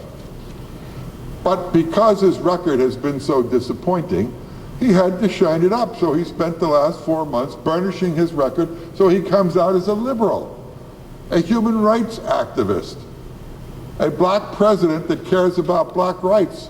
Well, under his rule, he has deported, I said, 2 million people and filled the prisons once again. But in order to burnish his record, he publicly frees 30 people that have been in jail for 40 years to show that there's something wrong with the prison industrial complex. The United States government, under the administration of Obama and his Treasury Secretary and the Federal Reserve, not only gifted $32 trillion to the rich to save a failing system, that went directly to them. Oh, what'd they do with that money? They didn't invest it in jobs. They stuck it in the casino capitalism stock market to make a tiny percentage richer than ever. And they continued it with they call it, not pump priming, stimulus by granting Federal Reserve $89 billion every month for most of the last 2 years to the corporations at zero interest rate. Gee, I wish someone would just give me $1 billion or even $1 million at zero interest rate. I'd stick it in the Bank of America and get 2% by doing nothing. Capitalism is in such a terrible state that the weaker capitalist nations, in Europe, for example, I want you to hear this, literally give their corporations, in order to make them more competitive on world markets, negative interest rates. You know what negative interest rates are? I loan you $1 billion and you only owe me 900 million back if I give you 10% negative interest rates. The EU has given capitalist Europe $7.1 trillion in money that they don't have to return at all. Percentages, there's a high interest rate of 10%, a low interest rate of 1%. Zero is, basically you get free money to invest in the stock market. But negative interest rate is they give you money that you can keep. You don't have to return it. It's like going to the bank and saying, I'd like to go to Bank of America, please give me $1 million, and I say thank you, and I give them 900,000 back, and I walk out with 100,000 in my pocket. That's what negative interest rate is, in order to stimulate the failing capitalist economy at the expense of the working class. What I'm saying is the rule, not the exception. The rule. 4.5 trillion by Japan, 1.3 trillion in negative interest given to these corporations. So on.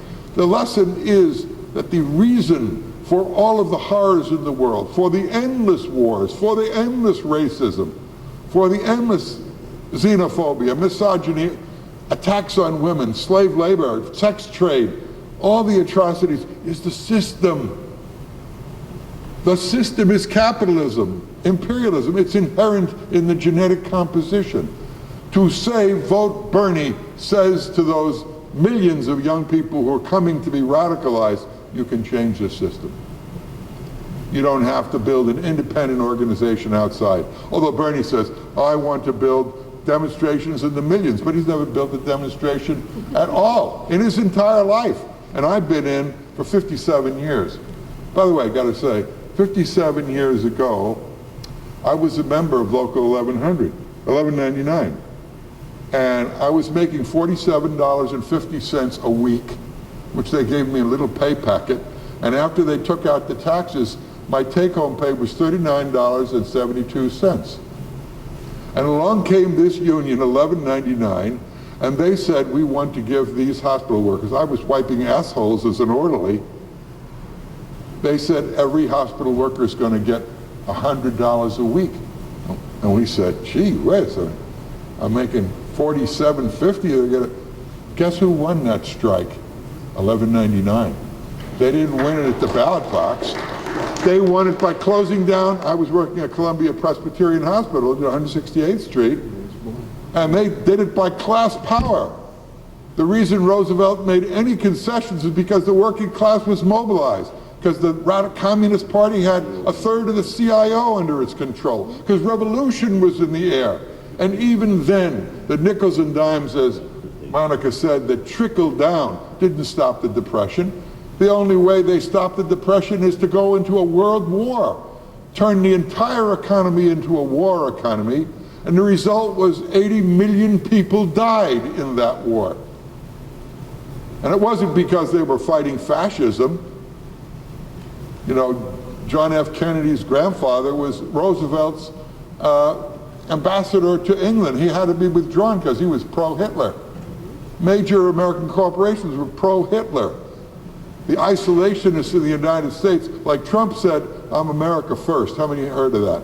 The America First Committee was a fascist committee headed by the guy who flew across the Atlantic, Lindbergh, along with Henry Ford, who wanted to keep America out of the war because he had been feted by Hitler. The fact that Trump even refers to that when the New York Times said, "Are you America first?" He says, "Yeah, I'm America first." The Times didn't bother to say what it was. It was a fascist-type movement in the United States. Capitalism is the most, U.S. capitalism and the ruling class, the most intelligent ruling class that's ever lived. Don't mistake it. They make very few mistakes. They have firewalls against revolution. And you know the biggest firewall they have is the Democratic Party. That's number one on their agenda. It's a great sucking sound when every social movement. They have Hillary appointing women to fight for abortion for the Democratic Party. They have environmental NGOs, as someone mentioned, paid by the giant corporations to siphon discontent out of the streets or into capitalist channels like cap and trade. They have NGOs that are corporate funded that are firewalls. They have a trade union bureaucracy. You said 70% corrupt, Eddie. A huge, which is the agency in the working class of the Democratic Party, the bureaucracy, not the working class. And we're going to see it. They have black churches, as Kimberly said, the establishment churches trying to co-opt people into the Democratic Party. And Black Lives Matter is beginning to challenge that. That's the future. The future is with the youth, with the working class, with the black oppressed nationalities. They are all coming to understand, not because of Bernie Sanders, but because the conditions that capitalists impose on their lives is ruining them. They can't afford to go to school. They can't afford to pay tuition. Now, the last argument, my brother says, you know, you'll never convince my wife, Deb, because her last argument is the Supreme Court. God forbid, if the Republicans win, we don't get our Supreme Court justice, and everything is going to fall apart. To think that Justice Scalia, a racist bigot, holds the future of America in his hand, as if the Supreme Court are some kind of all-powerful figures that make policy decisions for the ruling class. That's a joke. And the fact that he died, so the vote was 4-4, and didn't pass the Fredericks decision. How many know what Fredericks versus California Teachers Association is?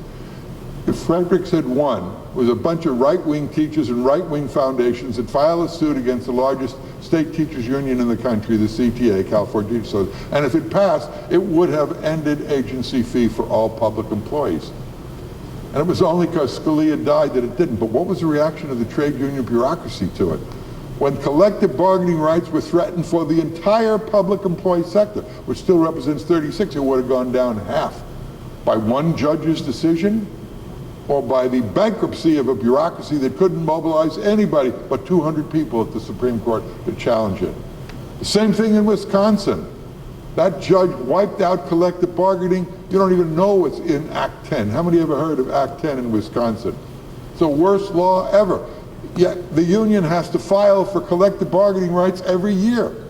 And in order to win the election, it has to win an absolute majority of all members of the bargaining unit. So if there are 1,000 members in the bargaining unit and 499 vote to affiliate with the union and none vote against, so the union wins 499 to 0, the union loses its bargaining rights because 501 people didn't vote. That's the law. And that gutted 40% of the public employee unions in that city. The trade union bureaucracy, aside from a demonstration, did virtually nothing. An Oregon senator, I forgot his name, is the only one to endorse Bernie. And he said... Merkley. What? Jeff Merkley. Jeff Merkley, or something like that. And he had it right saying that Bernie Sanders' campaign strengthens the Democratic Party. And that's exactly what he does. He creates the image that the Democratic Party can be reformed, that you can have a left voice in the Democratic Party. The times are such that Hillary Clinton couldn't even red bait him because of the climate, not Bernie. In the old days, they would have thrown his ass out in 2 seconds if he said he was any kind of socialist. Today, no candidate can challenge it. because there's a deep anti-capitalist sentiment percolating there. And to conclude, we will never channel that sentiment in a progressive direction by thinking that it can be done incrementally through the capitalist class's fundamental institution, the racist, warmongering, imperialist Democratic Party in all of its manifestations. Did Bernie distinguish himself in all the years he was a senator in mobilizing working people on any issue that anybody can mention? On one issue, pick an issue. Any Democrat in Vermont that ran against Bernie was shunned by the Democratic Party National Committee. They wouldn't give him a nickel. They only supported the Democrats, Bernie Sanders, Bernie, but not his Democratic Party opponents who were to the left of Bernie, because he was a useful tool, and he's a useful tool today. And whatever crumbs he leaves out, healthy people that say, I'm not going to vote for Hillary, they just have the monster Trump saying, you better, otherwise I'm going to be president and destroy the world. I'll close on this. Years ago, when I talked about the Democratic and Republican Party, and knowing what I do about formalisms like class politics, I jokingly said, one day the choice is going to become between, in the United States, Hitler and Mussolini. And my liberal friends are going to say, Jeff, I know Mussolini is bad, but he made the trains go in Italy, or whatever it was he did, and we got to stop Hitler. And for years, my Democratic Party friends used to say, we have to vote Democrat, otherwise we're going to get Barry Goldwater, the fascist. Didn't they say that about every right-wing Republican that ever ran? We got to vote Democrat, we're going to get fascism. Then I made another prediction years ago. I said, one day, if the Democrats feel it necessary, they're going to run, well, I didn't say it that way, I'm not that psychic. I said, if the Democrats ran Lenin or Marx for president, I wouldn't support him. I don't give a shit what Marx said. If he was standing on the platform of the oppressors, that was his whole life work, to build a party, a class movement against the capitalist parties. That's what Marxism is. It's class independence. It's the organization of the working class to challenge capitalism, to take power. That's not what Bernie's mission is.